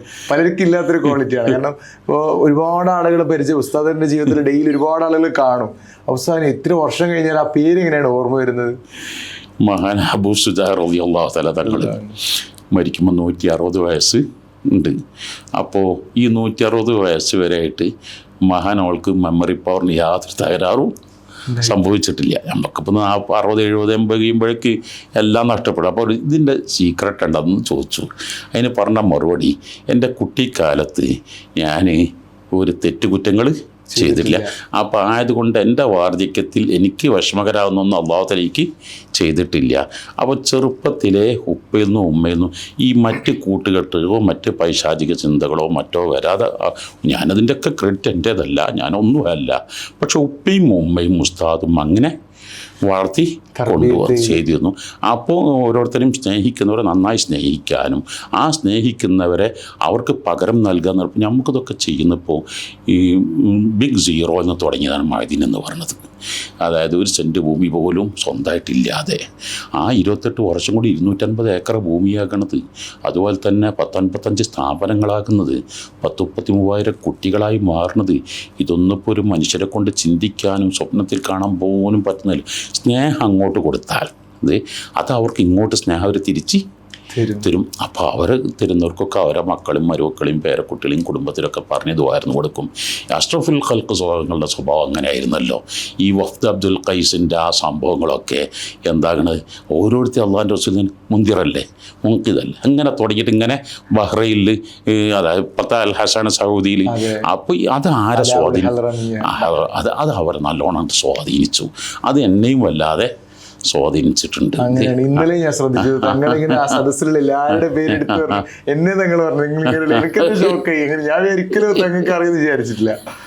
അതായത് ഞാൻ നല്ല കാര്യങ്ങൾ ചെയ്യുന്നവരെ അത് പ്രശംസിക്കാനും നല്ല ആളുകളെ ഓർത്തെടുക്കാനും അവരെ പറയാനും പ്രൊമോട്ട് ചെയ്യുക എന്നുള്ളത് എൻ്റെ ജീവിതത്തിൽ അത് ഏറ്റവും വലിയ ഹാപ്പിനെസ് ഞാൻ കണ്ടുനിന്നതിലാണ്. അപ്പോൾ അവിടെയും 2118 അധ്യാപകരുണ്ട്. ഇത് അവിടെ നിന്ന് ആരും അങ്ങനെ രാജിവെച്ച് പോകാറൊന്നുമില്ല. അതായത് പ്രധാനപ്പെട്ട തസ്തികകളിൽ ഒരാൾ ഇതുവരെ രാജിവെച്ച് പോയിട്ടില്ല. അതിന് പ്രധാന കാരണം ഇതിനേക്കാൾ ഉയർന്ന ശമ്പളവും സൗകര്യങ്ങളൊക്കെ പലരും ഓഫർ ചെയ്യാറുണ്ട്. പക്ഷേ 42 കൊല്ലം മുമ്പ് ഞാൻ ദർസ് തുടങ്ങിയപ്പോൾ എൻ്റെ കൂടെ വന്നാണ് ഇപ്പോൾ സയ്യിദ് അലവി സായിദി ഉസ്താദ്, അവിടുത്തെ മാനേജർ, അതുപോലെ തന്നെ ജലീൽ സഖാഫി, ഇങ്ങനെ തുടങ്ങിയവരൊക്കെ അവരാ ചേർത്ത് പിടിക്കുന്നു, അവർക്ക് വേണ്ടി ദ്വാർക്കുന്നു. അപ്പോൾ ഇതാണ് എൻ്റെ വീട്, ഇതാണ് എൻ്റെ കുടുംബം, ഇതാണ് എൻ്റെ സ്ഥാപനം എന്ന ഒരു തിരിച്ചറിവുണ്ടായാൽ പിന്നെ എന്ത് കൊടുത്താലും അവർ പോകൂല. അവരുടെ ഒരു വീടായി കാണുന്നു, അവരുടെ നാടായി കാണുന്നു, അവർ എന്നെ വാപ്പയെ പോലെ കാണുന്നു, ഞാൻ അവരെ മക്കളെപ്പോലെ കാണുന്നു. ആയതുകൊണ്ട് ഇപ്പോൾ ഈ റംള 26 ജനലക്ഷങ്ങൾ ഒരുമിച്ച് വന്ന് വലിയ പരിപാടിയാണ്. പക്ഷേ ഞാൻ ഇവിടെ നിൽക്കുന്നത് പക്ഷെ A to Z കാര്യങ്ങൾ നടക്കും. അവിടെയുള്ള ഉസ്താദുമാർ ആത്മാർത്ഥമായിട്ട് ചെയ്യും. മാഷാ അല്ലാഹ്. തങ്ങളെ വിധിച്ചതേ കൊയ്യെന്ന് പറയുമ്പോൾ തങ്ങളുടെ തങ്ങളെല്ലാവർക്കും ആത്മാർത്ഥമായിട്ട് സ്നേഹിക്കും. ഒരു കളങ്കയില്ല. തങ്ങൾ സംസാരിക്കുമ്പോൾ മനസ്സിലാവും. എത്ര സമയമാണെങ്കിലും ഒരാളെ കേട്ടിരിക്കും. അത് വലിയൊരു ക്വാളിറ്റിയാണ്. മാഷാ അല്ലാഹ്. പിന്നെ തങ്ങളിങ്ങനെ പറയുന്നതിനിടയിൽ ഞാൻ ശ്രദ്ധിച്ചത് മഹദിന്റെ കീഴിൽ കേരളത്തിൽ തന്നെ എനിക്കൊന്നും ഒരു ഡി അഡിക്ഷൻ സെന്റർ തോന്നുന്നു, ഒരു സ്ഥാപനത്തിന്റെ കീഴിൽ. അത് തന്നെ 20,000-ഓളം അധികം ആളുകളാണ് അവിടുന്ന് ലഹരി വിമുക്തമായി പുറത്തു വന്നിട്ടുള്ളത് അല്ലേ. അപ്പൊ ഇന്നത്തെ കാലഘട്ടത്തിലൊക്കെ നമ്മൾ ഇന്ന് ഡി അഡിക്ഷൻ സെന്ററിന്റെ ആവശ്യകത നമുക്ക് മനസ്സിലാവാണ്. ഞാൻ മനസ്സിലാക്കുന്നത് തങ്ങൾ 6 വർഷം മുമ്പേ ഇത് തുടങ്ങിയിട്ടുണ്ടല്ലേ? സത്യത്തിൽ 6 വർഷം മുമ്പല്ല, 10 വർഷം മുമ്പ് തുടങ്ങിയാണ്. അങ്ങനെ അതിൽ ഒരു സൈക്കോളജിസ്റ്റിനെ ഏൽപ്പിച്ചു. പക്ഷേ അയാളത് മടുത്തു, അയാളത് ഒഴിവാക്കിപ്പോയി. അപ്പം ഞാൻ നിരാശപ്പെട്ടു. അതിൽ ഞാൻ അവിടെയുള്ള ഒരു സ്റ്റാഫ്, അപ്പോൾ കുറേ ഫോൺ കോളുകൾ വരുന്നു. അപ്പോൾ അത് പൂട്ടിപ്പോയി എന്ന് അയാൾ പറഞ്ഞില്ല. ആ വന്ന എല്ലാ പേരുകളും അയാൾ എഴുതി എടുത്ത് പറയും, അടുത്ത് തുടങ്ങുമ്പോൾ അങ്ങോട്ട് പറയാമെന്ന് ഊട്ടി എന്നുള്ളത്. അതാണ് അവിടുത്തെ സ്റ്റാഫ് എന്ന് പറഞ്ഞത്. അങ്ങനെ ഇപ്പോൾ അതിൻ്റെ MD ആകുന്ന ഷബീർ അദനി എന്നോട് വിളിച്ചിട്ട് ഉസ്താദ് എന്നെ ഏൽപ്പിക്കുകയാണെങ്കിൽ ഞാനത് ഭംഗിയായിട്ട് നടത്തിക്കൊള്ളാം എന്ന് പറഞ്ഞു. അത് അപ്പോൾ അങ്ങനെയാണ് അതിൽ ഓരോ സ്ഥാപനങ്ങളും ഓരോ സാഹചര്യത്തിൽ. അപ്പോൾ ഇപ്പോൾ നവീകരിച്ചിട്ട് ഡി അഡിക്ഷൻ സെൻറ്റർ എന്ന് പറഞ്ഞാൽ ഒരു മെൻ്റലി ഹെൽത്ത് സെൻ്ററായിട്ട് കുറേ വിപുലീകരിച്ച് തുടങ്ങിയിട്ട് 6 വർഷം കഴിഞ്ഞു. ഒരു ഹെൽത്ത് സെൻ്റർ ആണെങ്കിലും, അതുപോലെ മിംഹാർ ആണെങ്കിലും, സ്റ്റുഡിയോ ആണെങ്കിലും, ഫോറിൻ ലാംഗ്വേജ് ആണെങ്കിലും, അതുപോലെ തന്നെ ഇന്നത്തെ ഈ സലാത്ത് മജ്ലിസ് ആണെങ്കിലും, അതുപോലെ തന്നെ ഈ സംഘടിതമായ ഇഫ്താർ, ഇങ്ങനെ തുടങ്ങിയ വനിതാ ക്ലാസ്, ഇതൊക്കെ തുടക്കം കുറിച്ചത് മഅദിൽ നിന്നാണ്, സ്വലാത്ത് നഗർ നിന്നാണ് എന്നുള്ള വലിയ സന്തോഷം. മാഷാ അല്ലാഹ്. എല്ലാ സ്ഥാപനങ്ങൾക്കും ഒരു മാതൃകയാണ്. കാരണം ആദ്യം തുടങ്ങാൻ ഇതിനൊക്കെ പ്രയാസം. ഒരു മുൻമാതൃക ഉണ്ടെങ്കിൽ പിന്നീട് സിമ്പിളാണ്. നമ്മൾ എന്തൊരു വിഷയമാണെങ്കിലും, നമ്മൾക്കൊരു കുളത്തിന് ചാടാനാണെങ്കിലും ആദ്യ ഒരാഴ്ചയുടെ പിന്നെ സിമ്പിളാണ്. അപ്പോൾ ഒരുപാട് കാര്യത്തിന് തങ്ങൾക്ക് മാതൃക ആളുകൾക്ക് കാണിച്ചു കൊടുക്കാൻ പറ്റിയിട്ടുണ്ട്. മാഷാ അല്ലാഹ്. പ്രത്യേകിച്ച് സ്റ്റുഡിയോ ഒക്കെ തുടങ്ങുമ്പോൾ അന്നൊന്നും നമ്മളെ ആൾക്കാർക്ക് ആർക്കും സ്റ്റുഡിയോ അത് ഇസ്ലാമിന് പറ്റുമോ, അത് ഇസ്ലാമിന് പുറത്തല്ലേ എന്നൊക്കെ പറഞ്ഞ് പലരോടും ഞാനത് പറഞ്ഞു നോക്കി, ആരും ഉൾക്കൊള്ളാൻ തയ്യാറ്. പക്ഷേ ലോക്ക്ഡൗൺ സമയത്താണ് അതിൻ്റെ ആവശ്യകത ലോകം തിരിച്ചറിഞ്ഞ് പിന്നെ എല്ലാ സ്ഥാപനങ്ങളും അവിടുത്തെ സ്റ്റുഡിയോ കാണും, പഠിക്കും. എന്നിട്ട് എല്ലാവരും തുടങ്ങാൻ വേണ്ടി തുടങ്ങി. പ്രത്യേകിച്ച് ലോക്ക്ഡൗൺ സമയത്ത് ഞാൻ വളരെ വിഷമിക്കേണ്ട ടൈമാണ്.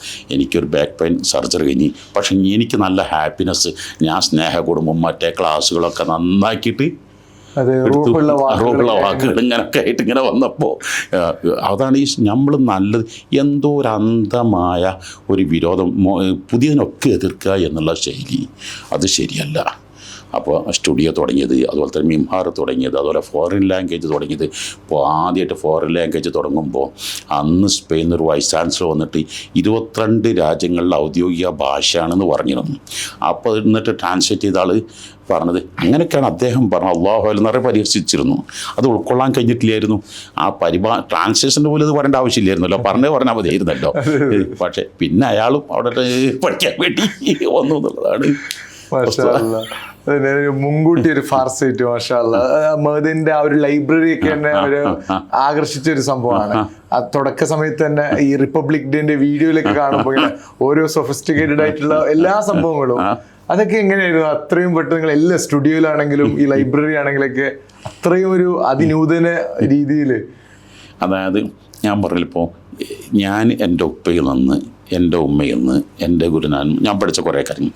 അപ്പോൾ എൻ്റെ സ്റ്റാഫാണെങ്കിൽ എല്ലാവരും 10-40 കൊല്ലത്തോളം എന്നിൽ നിന്ന് പഠിച്ച പാഠങ്ങൾ. അപ്പോൾ എന്തുണ്ടെങ്കിലും അവിടെ കൂടിയിരിക്കും, ആലോചിക്കും. ഇപ്പോൾ റിപ്പബ്ലിക് വരികയാണെങ്കിൽ ഇവിടെ നടത്താത്ത റിപ്പബ്ലിക് ആഘോഷം എന്നാലും അനിസ്ലാമികമായിട്ടൊന്നും ഉണ്ടാക്കാൻ പാടില്ല. അത് ഏറ്റവും ശ്രദ്ധിക്കപ്പെടുന്ന കൂടി ചർച്ച ചെയ്യും. അപ്പോൾ എല്ലാവരുടെയും അഭിപ്രായങ്ങൾ എടുക്കും, മുഷാവറകൾ. അതാണ് ഈ പ്രവാചക തിരുമേനി പഠിപ്പിച്ച. ഇത് തന്നെ വല്ലാതെ സ്വാധിച്ച മാ അല മനിക്തസദ വമാ ഖാബ മനിസ്തഖാറ വമാ നദിമ മനിസ്തഷാറ. ജീവിതത്തിൽ എപ്പോഴും മിതത്വം പാലിക്കുക, എന്നാൽ ദാരിദ്ര്യം ഉണ്ടാകൂല. പ്രത്യേകിച്ച് ലൈംഗിക വിശുദ്ധി, സാമ്പത്തിക വിശുദ്ധി, ഇത് നമ്മുടെ ജീവിതത്തിൽ ഏറ്റവും മുഖമുദ്രയാണ്.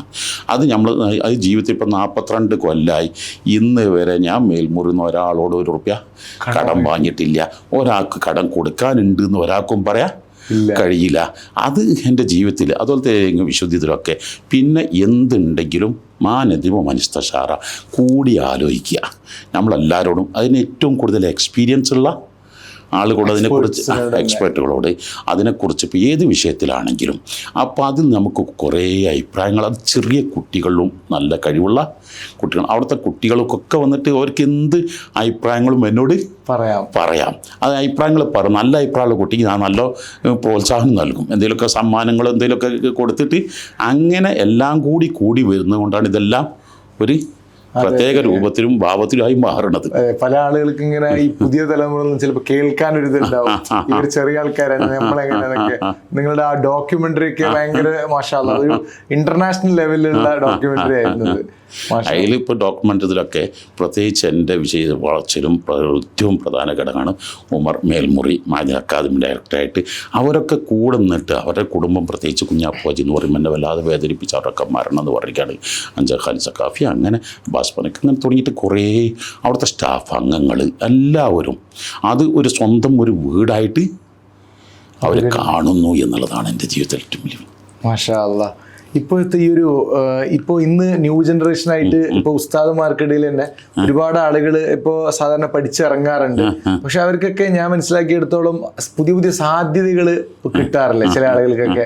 അപ്പോൾ ഇപ്പോൾ ഞാനിങ്ങനെ ഈ ബ്ലോഗിങ്ങിലേക്ക് വന്നപ്പോൾ എൻ്റെ വീഡിയോന് കമൻറ്റിലൊക്കെ കുറേ ആളുകൾ പറയാറുണ്ട് ഇങ്ങനെ. അതായത് പഴയ കാലത്ത് നമ്മൾ മുമ്പൊക്കെ ഒരു ഉസ്താദായി എന്ന് പറഞ്ഞാൽ വെറും പള്ളിയിൽ മാത്രമായിരുന്നു ഉദ്ദേശിച്ചത്. അപ്പം നിങ്ങളിങ്ങനെ ലോകരാജ്യങ്ങളിലൂടെ ഇങ്ങനെ 10-20 രാജ്യങ്ങൾ യാത്ര ചെയ്യുന്നു, ഇതൊക്കെ കാണുമ്പോൾ ഒരു ബ്ലോഗിങ്ങും അതുപോലെ ഇപ്പോൾ പെർഫ്യൂമിന്റെ ബിസിനസ്സിലേക്ക് ഇറങ്ങി. അപ്പോൾ ഉസ്താദായി കഴിഞ്ഞാൽ ബിസിനസ്സും ബ്ലോഗറും യൂട്യൂബർ ഇതൊക്കെ ആവാന്നുള്ളത് മനസ്സിലായി. അപ്പോൾ എന്താ വെച്ചാൽ എനിക്ക് തോന്നുന്നത് അങ്ങനെ ഉസ്താദുമാരായി കഴിഞ്ഞാലും എല്ലാ മേഖലകളിൽ സമൂഹത്തിൽ ഏത് മേഖലയിലേക്ക് ഇറങ്ങാൻ പറ്റും അല്ലേ? അതായത് ഈ ഞാൻ പള്ളി ദർസിൽ ഓതി കൊടുക്കലേ പാടുള്ളൂ, വേറെ ഒന്നും ചെയ്യരുത് എന്നുള്ള ധാരണ നമ്മുടെ ചിലരിലുണ്ട്.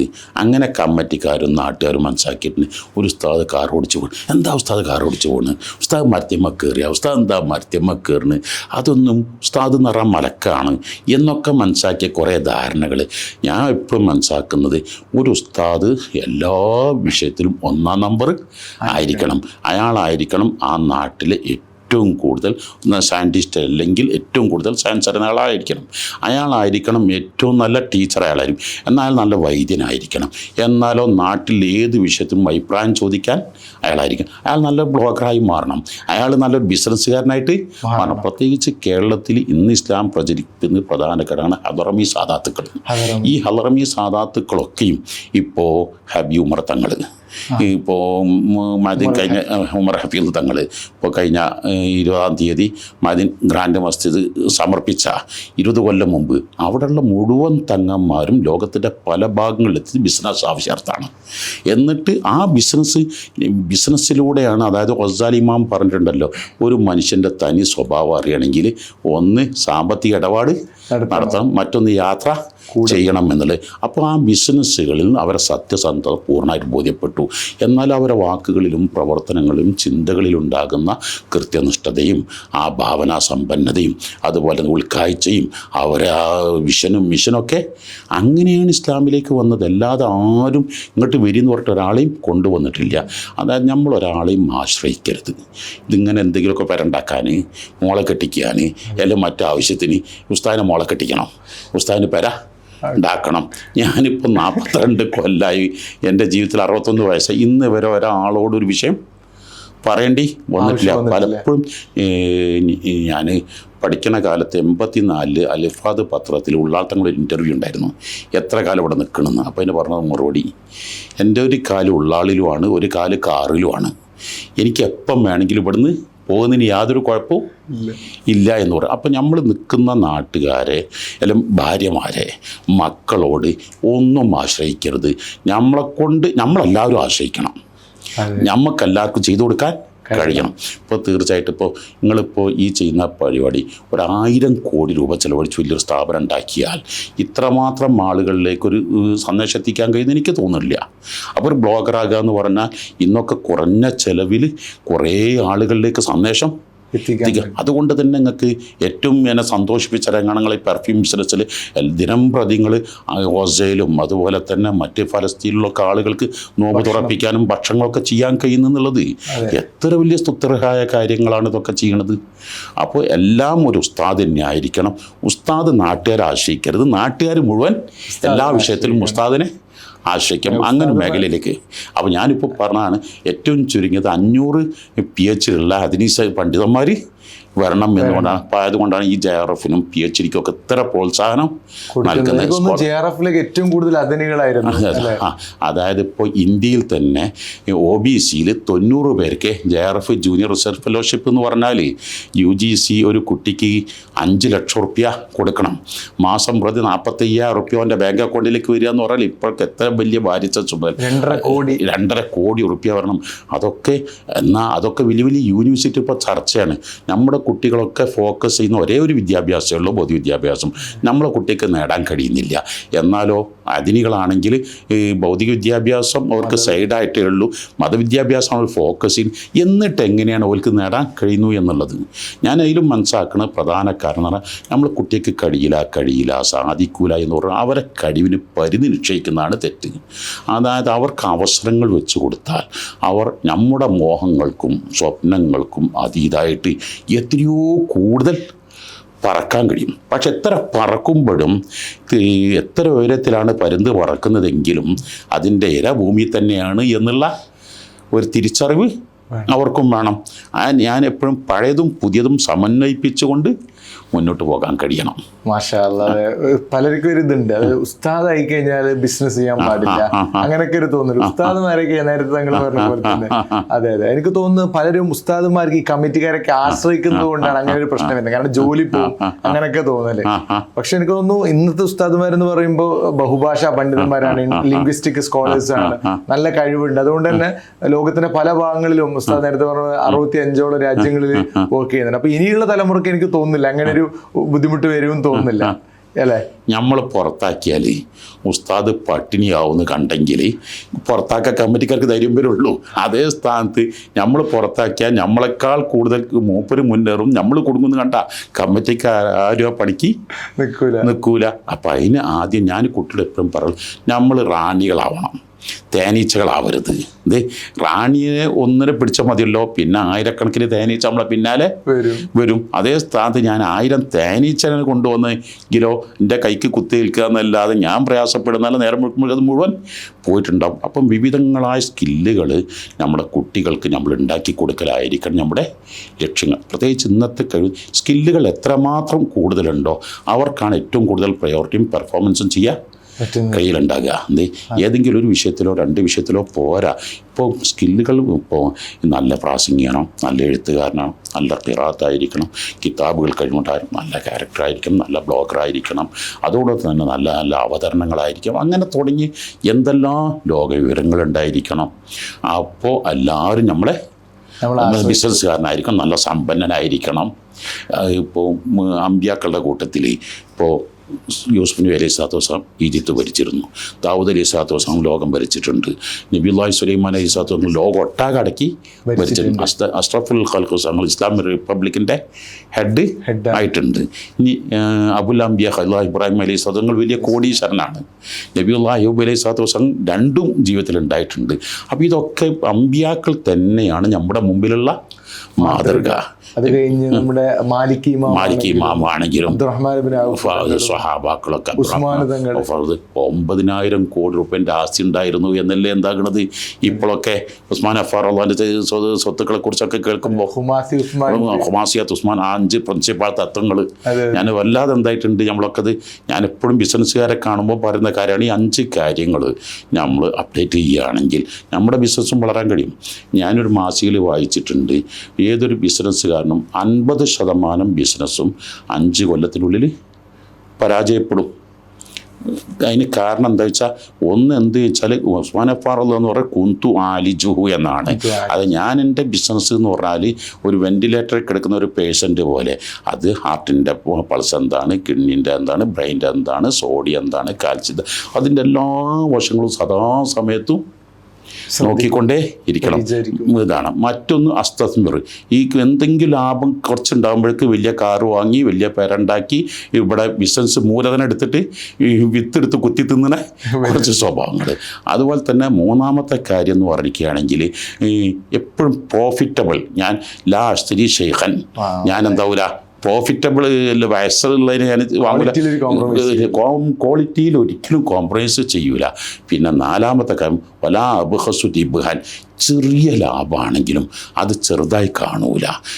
ലാഭം കിട്ടാവുന്ന ഏതും. പിന്നെ ജാത്തുർ റസഫി റസൈൻ എന്ന് പറഞ്ഞാൽ ഈ 5 കാര്യം. പിന്നെ അതിൽ വേറൊന്നും കൂടി ഉണ്ട്. ഉസ്മാൻ അഫാർ അള്ളാഹ് പറയട്ടെ, അള്ളാഹു റസൂലിൻ്റെ ആവശ്യം എന്ത് സദഖ വേണമെങ്കിലും ആദ്യം കൊടുക്കുന്നത് ഉസ്മാൻ അഫ്ഫാൻ റളിയല്ലാഹു അൻഹു ആയിരുന്നു. ഇപ്പം ഇന്നലെ ബനിയാസ് കുറ്റ അബ്ദുറഹ്മാൻ എന്നോട് പറഞ്ഞു, ഞാൻ കഴിഞ്ഞുള്ള നല്ലോണം ധർമ്മജ അപ്പോൾ കൊല്ലിക്ക് അതിൻ്റെ എത്ര ഇരട്ടിക്ക് കിട്ടിയെന്ന് പറഞ്ഞു. അപ്പം അത് നമ്മൾ എന്താകാന്ന് പറയാം, ഉസ്മാൻ അഫ്ഫാർ അത് ഉസ്മാൻ അഫ്ഫാർ എന്ന് പറഞ്ഞിട്ടില്ല, ഞാൻ പറയില്ല സുദാസിയാത്ത് ഉസ്മാൻ എന്നാ പറയല്. 5 കാര്യങ്ങൾ ഉസ്മാൻ അഫ്ഫാർ എന്ന് പറഞ്ഞ് സുദാസിയാത്ത് ഉസ്മാൻ എന്ന് പറയും.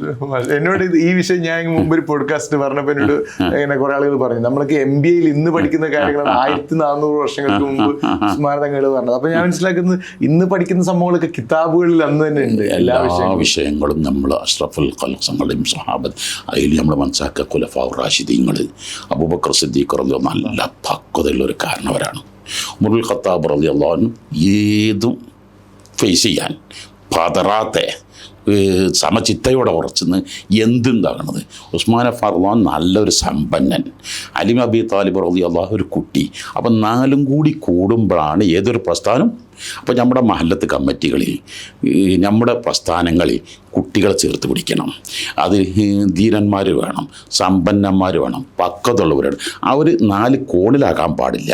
അവർ 4-5 പില്ലറുകൾ കൂടുമ്പോഴാണ് ബിൽഡിങ് പൂർത്തിയാകുന്നത്. മാഷാ അല്ലാ.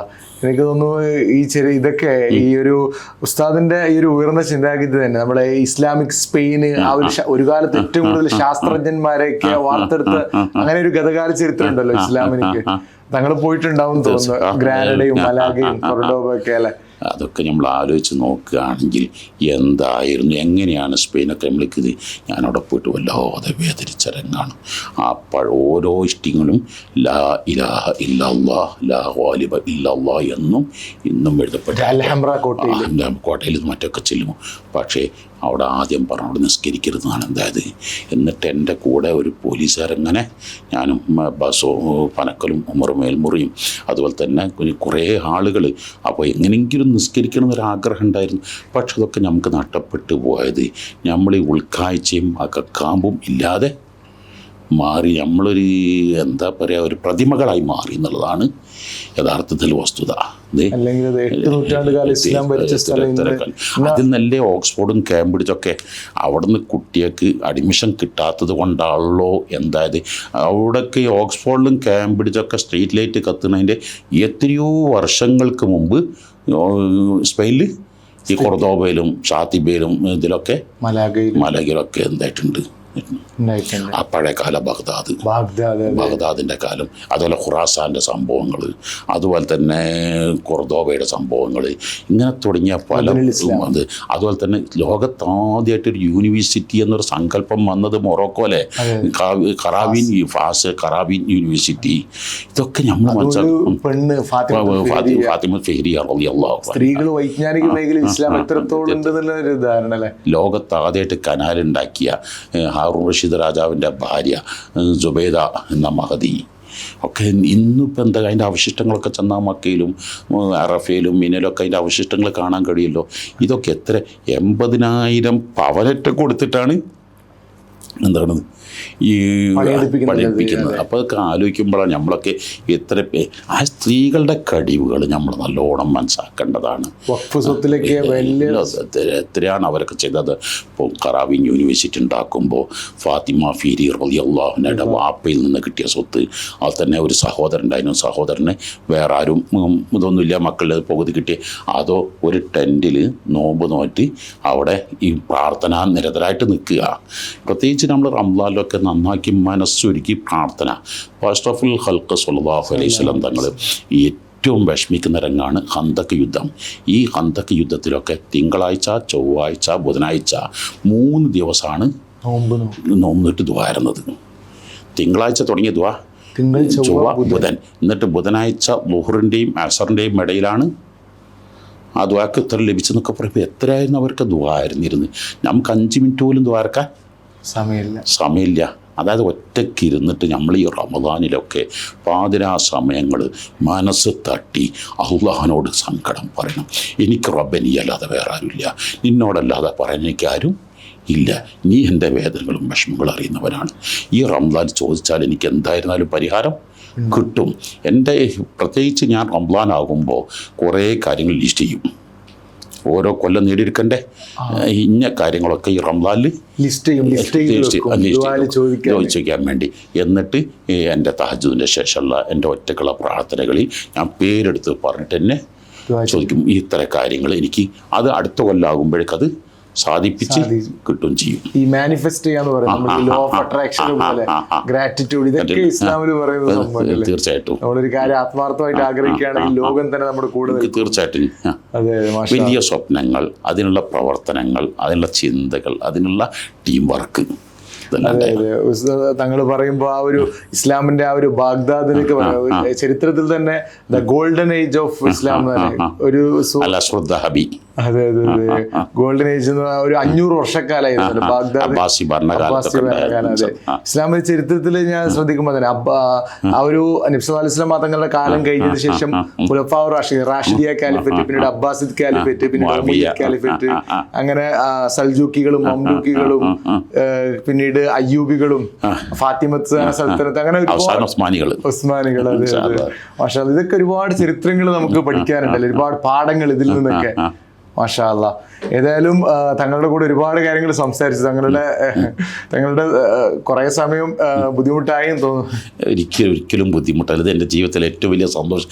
എൻ്റെ കുറേ സ്വപ്നങ്ങൾ ഷെയർ ചെയ്യാൻ കഴിഞ്ഞു എന്നുള്ള അതിൽ ഞങ്ങൾക്ക് എല്ലാവിധ അഭിനന്ദനങ്ങളും സന്തോഷങ്ങളും അറിയിക്കുക ചെയ്യുന്നത്. ആരെങ്കിലും ഒരാളിത് കേട്ടിട്ട് ആരെങ്കിലും ഒരു ഉൾക്കാഴ്ച കാമ്പുണ്ടായി തീർന്നാൽ ഞാൻ എന്നിൽ ഒന്നും ഇല്ലെന്ന് വിശ്വസിക്കുന്നവനും, എന്നാൽ അതായത് ലാ ഹൗല വലാ ഖുവത ഇല്ലാ ബില്ലാഹിൽ അലിയ്യിൽ അദീം എന്നെ ഏറ്റവും സ്വാധീനിച്ച ദിക്റ. നമുക്കൊന്നും കഴിയുക എന്നാൽ അള്ളാഹിൻ്റെ സഹായം ഉണ്ടെങ്കിലോ കഴിയാത്ത ഒന്നുമില്ല. ഞാൻ ബിഗ് സീറോ ആണ്. പക്ഷേ എനിക്ക് അള്ളാഹുവിനെ തവക്കുലാക്കി അള്ളാഹുൽ ബരമേൽച്ച് പ്രവർത്തിച്ചാൽ എനിക്ക് പൂർവികരെയും മഹത്തുക്കളെയും സ്നേഹിച്ച് അവരെ പാത പിന്തുടർന്ന് അവരെ സ്നേഹിച്ച് എന്നാൽ തീർച്ചയായും എല്ലാ കാര്യങ്ങളും നമുക്ക് നടക്കുക തന്നെ ചെയ്യുമെന്ന് വിശ്വസിക്കുന്ന ആളാണ്. മാഷാ അല്ലാ. അവസാനമായിട്ട് ഒരു കാര്യം കൂടി. ഇപ്പോ ഞാൻ ഇമാം ഷാഫി ഇസ്ലാമിക് അക്കാദമി സ്ഥാപനത്തിൽ പഠിച്ചു വന്നതാണ്. പിന്നീട് ഈജിപ്തിൽ പോയി. അപ്പോൾ അങ്ങനെ ഒരുപാട് സ്ഥാപനങ്ങളിൽ ഇപ്പോൾ മദീനയിൽ ഇറങ്ങി, അതുപോലെ മൽഹർ, സാദിയ, മർക്കസ്, അതുപോലെ ഹുദവി ക്യാമ്പസ്, വാഫി ക്യാമ്പസുകൾ, അങ്ങനെ ഒരുപാട് ക്യാമ്പസുകളിൽ നിന്ന് ലക്ഷക്കണക്കിന് വിദ്യാർത്ഥികളാണ് ഇങ്ങനെ ഓരോ വർഷം ഇറങ്ങുന്നുള്ളത്, കേരളത്തിൽ നിന്ന് മാത്രം. അപ്പൊ ഇങ്ങനെ ഇറങ്ങുന്ന ഒരുപാട് വിദ്യാർത്ഥികൾ എന്നോട് എപ്പോഴും ചോദിക്കാറുണ്ട്, നമുക്ക് തരാൻ പറ്റിയ എന്തെങ്കിലും മോട്ടിവേഷൻ, ഇൻസ്പിറേഷൻ അല്ലെങ്കിൽ എന്താണ് നമുക്ക് തരാനുള്ളത്. അപ്പോൾ തങ്ങളോട് ഞാൻ ചോദിക്കുകയാണ്, ഈ പുറത്തിറങ്ങുന്ന എല്ലാ സ്ഥാപനങ്ങളിൽ നിന്ന് പുറത്തിറങ്ങുന്ന ഈ വിദ്യാർത്ഥികൾക്ക് കൊടുക്കാൻ പറ്റിയ സന്ദേശം എന്താണ്? അതായത് സത്യത്തിൽ പറഞ്ഞാൽ 10,000-കണക്കിന് ബിരുദധാരികൾ ഈ കണ്ട കോളേജിൽ നിന്നെല്ലാം ഇറങ്ങുന്നുണ്ട്. ആ കൂട്ടത്തിൽ ഞാൻ നേരത്തെ ബിസിനസ്സുകാർ പറഞ്ഞ പോലെ തന്നെ ഈ ഫീൽഡിൽ ഉറച്ചു നിൽക്കുന്നവർ 1%-2% ഉണ്ടാവുള്ളൂ. പ്രതിസന്ധികളും പ്രയാസങ്ങളും പല നിലക്കും വരും. പക്ഷേ ഇതെല്ലാം പ്രതിസന്ധികൾ അവസരങ്ങളായി കാണാൻ കഴിയണം. ഏത് ചെടികളും വളർന്നു വരുമ്പോൾ കാറ്റടിക്കും, വെയിലുണ്ടാകും, പലതും ഉണ്ടാകും. പക്ഷെ അതിൽ വാടിപ്പോകാനും തളരാനും പാടില്ല. അവിടെ എല്ലാം ഉറച്ചു നിന്നുകൊണ്ട് എനിക്കൊരു ലക്ഷ്യമുണ്ട്. ഞാൻ അള്ളാഹുവിൻ്റെ പ്രീതിയാണ് ലക്ഷ്യം വെക്കുന്നത്. എനിക്ക് പരീക്ഷകൾ ഞാൻ പതറിപ്പോകൂല, ഞാൻ ഇതിൽ ഉറച്ചു നിൽക്കുക തന്നെ ചെയ്യുമെന്ന ദൃഢപ്രതിജ്ഞയോടുകൂടെ ഈ പ്രതിസന്ധികൾ ഞാൻ അവസരങ്ങളായി കാണും. എൻ്റെ മരണം വരെയും എൻ്റെ ഈ ഉറച്ച ആദർശവും വിശ്വാസവും രാജ്യത്തിൻ്റെ നിയമങ്ങളനുസരിച്ച് ഇവിടുത്തെ പൂർവികരുടെ പാതകൾ പിൻപറ്റി ഞാൻ അത് സമർപ്പിത ജീവിതം നയിക്കുമെന്നൊരു പ്രതിജ്ഞയെടുത്ത് അതിന് സർവാത്മന ഒരുങ്ങിയാൽ പരാജയം നേരിടൂല എന്നാണ് എൻ്റെ ജീവിതത്തിലെ പഠിച്ചൊരു പാഠം. കാരണം എന്ന് പറഞ്ഞാൽ ഈ 10-12 വർഷമൊക്കെ സ്ഥാപനങ്ങളിൽ നിന്ന് പഠിച്ചിറങ്ങിയിട്ട് പിന്നീട് ജീവിതത്തിന്റെ ഒരുപാട് പ്രാരാബ്ദങ്ങൾ കൊണ്ട് ഇപ്പോൾ ദുബായിൽ ഇവിടെ ഗൾഫിലേക്ക് വന്നിട്ട് ചിലപ്പോൾ ബക്കാലയിലോ കഫ്റ്റീരിയയിലോ അല്ലെങ്കിൽ ഒരു വൈറ്റ് കോളറിലായിട്ട് ഒരു ചെറിയ ചെറിയ ജോലിയിലൊക്കെ ബ്ലൂ കോളർ ജോബൊക്കെ ചെയ്യും. അപ്പൊ അവര് ജീവിത സാഹചര്യങ്ങളാണ്. അപ്പൊ ഞാൻ ചിന്തിക്കാറുണ്ട്, പിന്നെ ഇവർ ഇത്രയും 10-12 വർഷമൊക്കെ പഠിക്കേണ്ട ആവശ്യമില്ലായിരുന്നല്ലോ ഈ ചെറിയ ജോലി ചെയ്യുകയാണെങ്കിൽ. ഇത്രയും ഹൈലി ഇന്റലക്ച്വൽ ആയിട്ടുള്ള ഹൈലി നല്ലൊരു ലോക ആഗോള വിവരമുള്ള ആൾക്കാരാണ്. പക്ഷെ സാഹചര്യങ്ങൾ കൊണ്ട് ഇങ്ങനെ എത്തിപ്പെടാണ് ഒരുപാട് ആളുകളെ. എനിക്ക് തോന്നുന്നു നമ്മുടെ നാട്ടിൽ തൊഴിലവസരങ്ങൾ ഇല്ലാത്തതുകൊണ്ടായിരിക്കും അല്ലേ? അതായത് നമ്മുടെ നാട് ഞാൻ നേരത്തെ പറഞ്ഞ മഞ്ചേശ്വരം തൊട്ട് പാറശാല വരെയുള്ളൂ. അത് ലോകം എന്ന് പറഞ്ഞാൽ ഉദാഹരണമായിട്ട് ഇപ്പോൾ റഷ്യ എന്ന് പറഞ്ഞാൽ ഇന്ത്യൻ്റെ 5 ഇരട്ടി വലിപ്പമുള്ള നാടാണ്. എന്നാൽ റഷ്യയിൽ പാകമുള്ളത് ഇന്ത്യയിൽ 145 കോടിയാണുള്ളത്. അക്കണക്കനുസരിച്ച് 700 കോടി ജനങ്ങൾ വേണ്ടതാണ്. അവിടെ ആകെ 14 കോടി ജനങ്ങളേ ഉള്ളൂ. അതായത് ഈ പാശ്ചാത്യ രാജ്യങ്ങളൊക്കെ ഇന്ന് അനുഭവിക്കുന്ന ഏറ്റവും വലിയ പ്രയാസം മാൻ പവറാണ്, ഹ്യൂമൻ റിസോഴ്സാണ്. അവിടങ്ങൾക്കൊക്കെയും ഇഷ്ടം പോലെ അവസരങ്ങൾ ഉണ്ട്. ആ അവസരങ്ങൾ തേടിയെത്താനും അതിന് വേണ്ട ഭാഷകളും അതിന് വേണ്ട കഴിവുകളും ആർജിക്കാത്തത് കൊണ്ടാണ്. പ്രത്യേകിച്ച് ഇപ്പോൾ ഈ GCC രാജ്യങ്ങളിലൊക്കെ എന്ന് പറഞ്ഞാൽ ഇഷ്ടംപോലെ ആളുകൾ വന്നിട്ടുണ്ട്. എന്നാൽ ഇവിടങ്ങളിലൊക്കെ എത്തുകയാണെങ്കിൽ അവിടുത്തെ ശമ്പളം മണിക്കൂറിനാണ് ശമ്പളം. അത് US ഡോളർ അല്ലെങ്കിൽ ഓസ്ട്രേലിയൻ ഡോളർ അല്ലെങ്കിൽ യൂറോ ഇതൊക്കെയാണ്. അതിനൊക്കെ ഇതിനേക്കാളൊക്കെ എത്രയോ വാല്യൂ കൂടുതലാണ്. മണിക്കൂറിനാണ് അവിടെ ശമ്പളം. മാത്രമല്ല അവിടെ വളരെ കുറഞ്ഞ കാലം കൊണ്ട് സിറ്റിസൺഷിപ്പ് കിട്ടും. ഈ അവിടെ പിന്നെ 2ാംകിട പൗരൻ എന്നൊന്നും പറഞ്ഞൊന്നും അവിടെ. പക്ഷേ ഇതൊന്നും നമ്മൾ ആ ഭാഗങ്ങളിലേക്ക് എത്തുന്നില്ല എന്നുള്ളതാണ് ഏറ്റവും വലിയ ഖേദകരമാകുന്നത്. അതായത് കേരളക്കാരനെ സംബന്ധിച്ചിടത്തോളം ബ്രില്യൻ്റാണ് ഇത്. പക്ഷേ ഇപ്പോൾ ഞാൻ പറയട്ടെ, വളരെ വേദനയോട് ഞാൻ പറയുകയാണ്, ഇപ്പോൾ എത്ര നോബൽ പ്രൈസ് ജേതാക്കൾ ഇക്കാലം കേരളത്തിൽ ഒരാൾ പോലും ഉണ്ടായിട്ടില്ലല്ലോ. ഇന്ത്യയിലാകെ 1909 നോബൽ പ്രൈസ് കൊടുക്കാൻ തുടങ്ങിയത്. എന്നിട്ട് ആകെ ഇന്ത്യയിലാകെ 2 ആളുകൾക്ക് നോബൽ പ്രൈസ് കിട്ടില്ല. ടാഗോറിനും CV രാമനും മാത്രമേ കിട്ടിയിട്ടുള്ളൂ. അപ്പോൾ നമ്മുടെയൊക്കെ വിജ്ഞാനം നിറപ്പോൾ നമ്മൾ പഠിച്ചു കഴിഞ്ഞു എന്ന് മതിയാക്കുക. എൻ്റെത് ഇല്ല. ഞാൻ എന്താണ് അപ്ഡേറ്റ് ചെയ്യാൻ നമ്മൾ തയ്യാറ് ആകുന്നില്ല. നമ്മൾ പുറം ലോകത്തെക്കുറിച്ച് പഠിക്കുന്നില്ല. നമ്മളതിലുള്ള അവസരങ്ങൾ തേടിപ്പോകുന്നില്ല. ഇവിടെ ഇങ്ങനെ ഈ കിണറ്റിലെ തവളൻ്റെ പോലെ ഇങ്ങനെ അവിടെ കിടന്നിട്ട് വട്ടം തിരിഞ്ഞിട്ട് അവിടെ പ്രശ്നം ഉണ്ടാക്കുക എന്നുള്ളതാണ് നമ്മുടെയൊക്കെ ഒരു പ്രശ്നങ്ങൾ. മാഷാ അല്ലാഹ്. എനിക്ക് തോന്നുന്നു തങ്ങൾ നല്ല പരന്ന വായനയുള്ള ഒരാളാണ്. ഇപ്പോഴും എന്നും ഒരു വിദ്യാർത്ഥിയെ പോലെ അല്ലേ, ഇപ്പോഴും ഇങ്ങനെ പഠിച്ചുകൊണ്ടിരിക്കുക പുതിയ പുതിയ കാര്യങ്ങളല്ലേ. എന്നും വായിക്കാറുണ്ട്. അതായത് അഷ്റഫുൽ ഖൽഖ് ഞങ്ങളുടെ പ്രാർത്ഥന അതാണ് നമ്മളെപ്പോഴും മനസ്സിലാക്കേണ്ടത്. 3 കാര്യം ദിവസം ചോദിക്കും. ഇന്നാ നസ്അലുക ഇൽമൻ നാഫിഅൻ വഅമലൻ മുതഖബ്ബലൻ വറിസ്ഖൻ ഹലാലൻ ത്വയ്യിബൻ.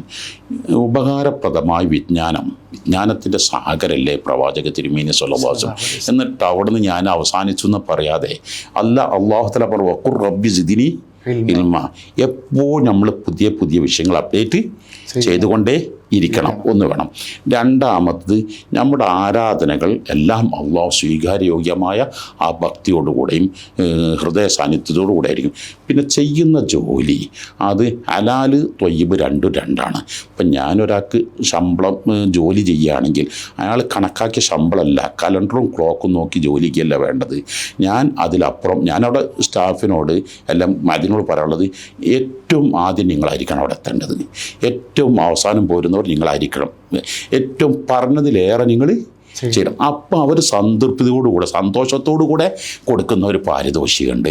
അത് മനസ്സിന് വലിയ ഇതുണ്ടായിരിക്കും. അപ്പം ഈ 3 പ്രാർത്ഥന നമ്മുടെ ജീവിതത്തിലെ മുഖമുദ്രയായി കാണാൻ കഴിയും. അങ്ങനെ ആകുമ്പോൾ തൊഴിലില്ലായ്മ പ്രശ്നമൊന്നും ഉണ്ടാകില്ല.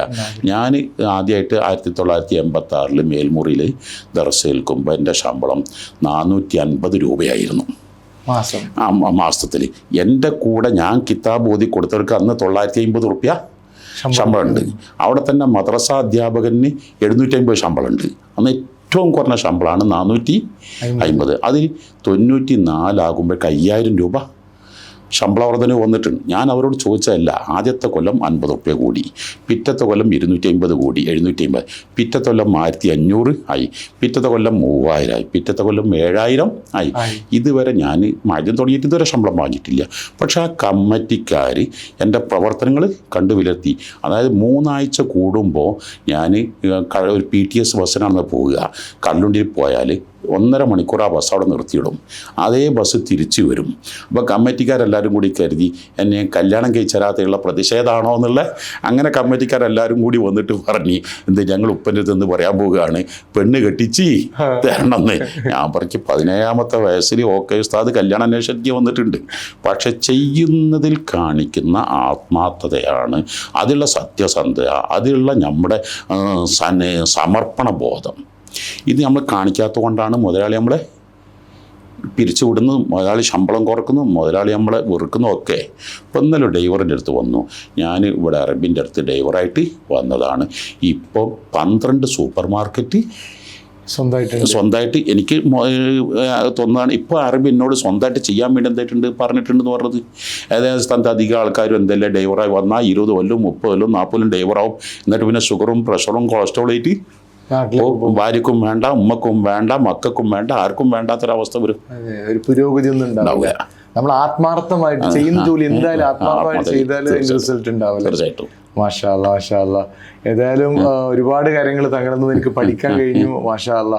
ഏതായാലും എനിക്ക് തോന്നുന്നു ഇത് നമ്മുടെ ഈ വീഡിയോ കാണുന്ന ആളുകൾക്ക് ഒരുപാട് ആളുകൾ ഒരുപാട് കാലമായിട്ട് ആഗ്രഹിച്ച കാര്യമായിരിക്കും തങ്ങൾ ഇന്ന് സംസാരത്തിൽ പറഞ്ഞത്. മാഷാ അല്ലാ. ഏതായാലും ഒരുപാട് സന്തോഷമുണ്ട്. എങ്ങനെ നന്ദി പറയണമെന്ന് അറിയില്ല. തങ്ങൾ ഇത്രയും സമയം ഒരിക്കലും സംസാരിക്കുന്നത് ഞാൻ വിചാരിച്ചില്ല. അല്ല, ഇൻഷാ അല്ലാ ഞാൻ ഇനിയും നിങ്ങൾക്ക് ഞങ്ങളെക്കുറിച്ച് കുറേ കാലമായി കേൾക്കുന്നത്. ഞാൻ യൂട്യൂബർമാരെ പലപ്പോഴും ഇത് വേണ്ടാത്തരങ്ങളിലേക്കൊക്കെ പോകുന്ന സമയത്ത് നിങ്ങൾ ഇപ്പോൾ ഷിയക്കുറി ഇപ്പം നമുക്ക് അല്ല അതിനെ കുറിച്ചൊക്കെ നിങ്ങൾ കുറേ ചരിത്രങ്ങളും മറ്റൊക്കെ കേൾക്കുമ്പോൾ ഞാൻ വല്ലാതെ എന്താക്കാറുണ്ട്. നിങ്ങളിതെല്ലാം ഇൻഫർമേറ്റീവാണ്.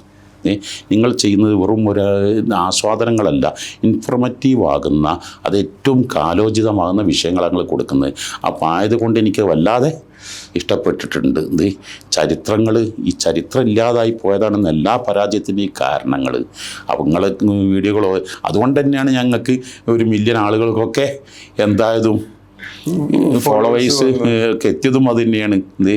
അല്ല ഒരാളെയും കാണണം കേൾക്കണം നോക്കണം എന്ന് പറഞ്ഞ് ഏൽപ്പിക്കല്ലോ ചെയ്യണത്. ഇൻഫോർമേറ്റീവ് ആണ്, കാലോചിതമായിട്ട് മോട്ടിവേറ്റീവ് ആകുന്ന ഇൻഫോർമേറ്റീവ് ആകുന്ന പുതിയ വിഷയങ്ങൾ. എന്റെ ഒരു പോളിസി അങ്ങനെയായിരുന്നു. കാരണം എന്ന് പറഞ്ഞാൽ അവര് നമുക്ക് വേണ്ടി സമയം വിനിയോഗിക്കുമ്പോൾ അത് കഴിഞ്ഞതിന് ശേഷം അവർക്കൊരു ഇത് വേസ്റ്റ് ആയി എന്നൊരു തോന്നരുത്, ബേർത്താവണം ആ സമയം എന്തെങ്കിലും അത് ശ്രദ്ധിക്കായിരുന്നു. അതുകൊണ്ട് അൽഹംദുലില്ലാ തങ്ങളപ്പോ വീഡിയോസ് എല്ലാം കണ്ടിരുന്നു. ഞാൻ എന്തായിട്ടുണ്ട് നിങ്ങളെപ്പറ്റി വളരെ മുമ്പേ എന്താകുന്നുണ്ട്, നന്നായി സ്നേഹിക്കുന്നുണ്ട്.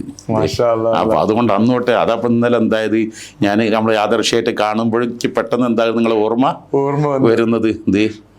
അപ്പോൾ അതുകൊണ്ടാണ് ഞാൻ എന്താകണത് ഈ മനസ്സിൽ ഞാൻ നല്ല ആളുകളെ കണ്ടെച്ചാൽ അവരെ നല്ലോണം നിരീക്ഷിക്കും, അവരെക്കുറിച്ച് പഠിക്കും, അവരെ നേരിട്ട് പ്രോത്സാഹിപ്പിക്കാൻ വേണ്ടതൊക്കെ ഞാൻ അവിടെ ഗ്രൂപ്പോ അല്ലെങ്കിൽ വർഗമോ അല്ലെങ്കിൽ ജാതിയോ മതമൊന്നും ഞാൻ നോക്കാറില്ല.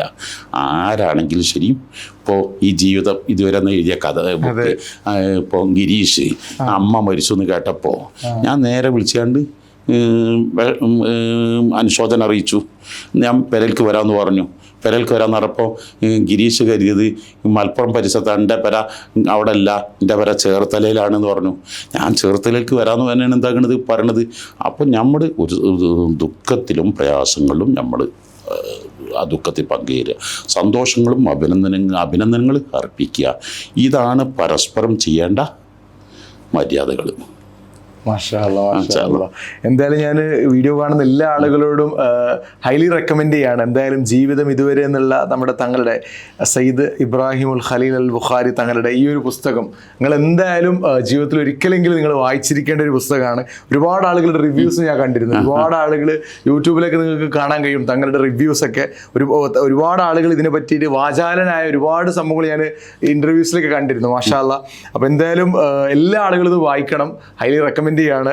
എനിക്ക് തോന്നുന്നു ഇതുപോലെ വേറെ ചെറിയൊരു മതപണ്ഡിതന്റെ ഒരു ചരിത്ര പുസ്തകം ഓട്ടോബയോഗ്രഫി ഉണ്ടോ എനിക്കറിയില്ല, എൻ്റെ അറിവിലില്ല എന്തായാലും. മാഷാ അല്ലാ. അപ്പൊ എന്തായാലും നമുക്കൊക്കെ ഒരു ഭാഗ്യമാണ് തങ്ങളെ പോലുള്ള ഒരാള് ഇന്ന് സമൂഹത്തിന്. മാഷാ അല്ലാ. നമുക്കൊക്കെ ഒരാളിങ്ങനെ ചൂണ്ടിക്കാണിക്കാൻ കഴിയുമല്ലോ എല്ലാ നിലയിലും. നമ്മുടെ ആ ഒരു പാണ്ഡിത്യവും അതുപോലെ ഇന്നത്തെ കാലത്തിനനുസരിച്ചിട്ടുള്ള മതപരിവർത്തനങ്ങളും. മാഷാ അല്ലാ. ഏതായാലും അൽഹംദുലില്ലാ. അപ്പോൾ ഒരുപാട് സമയം എനിക്കൊന്ന് 1-2 മണിക്കൂറായല്ലോ അല്ലേ? മാഷാ അല്ലാ. അപ്പോ ഏതായാലും ജസാക്കല്ലാഹു ഖൈർ. ഇൻഷാ അല്ലാ. എന്തായാലും നമ്മുടെ ഈ ഒരു റൂമിലേക്ക് ദുബായിലേക്ക് ഇങ്ങനെ ഈ ഒരു ചെറിയൊരു സ്ഥലത്തേക്ക് തങ്ങൾ വന്ന് ഇത്രയും സമയം ചെലവഴിച്ചതിന് അധികം സന്തോഷമുണ്ട്. ഇൻഷാ അല്ലാ. അസ്സലാമു അലൈക്കും.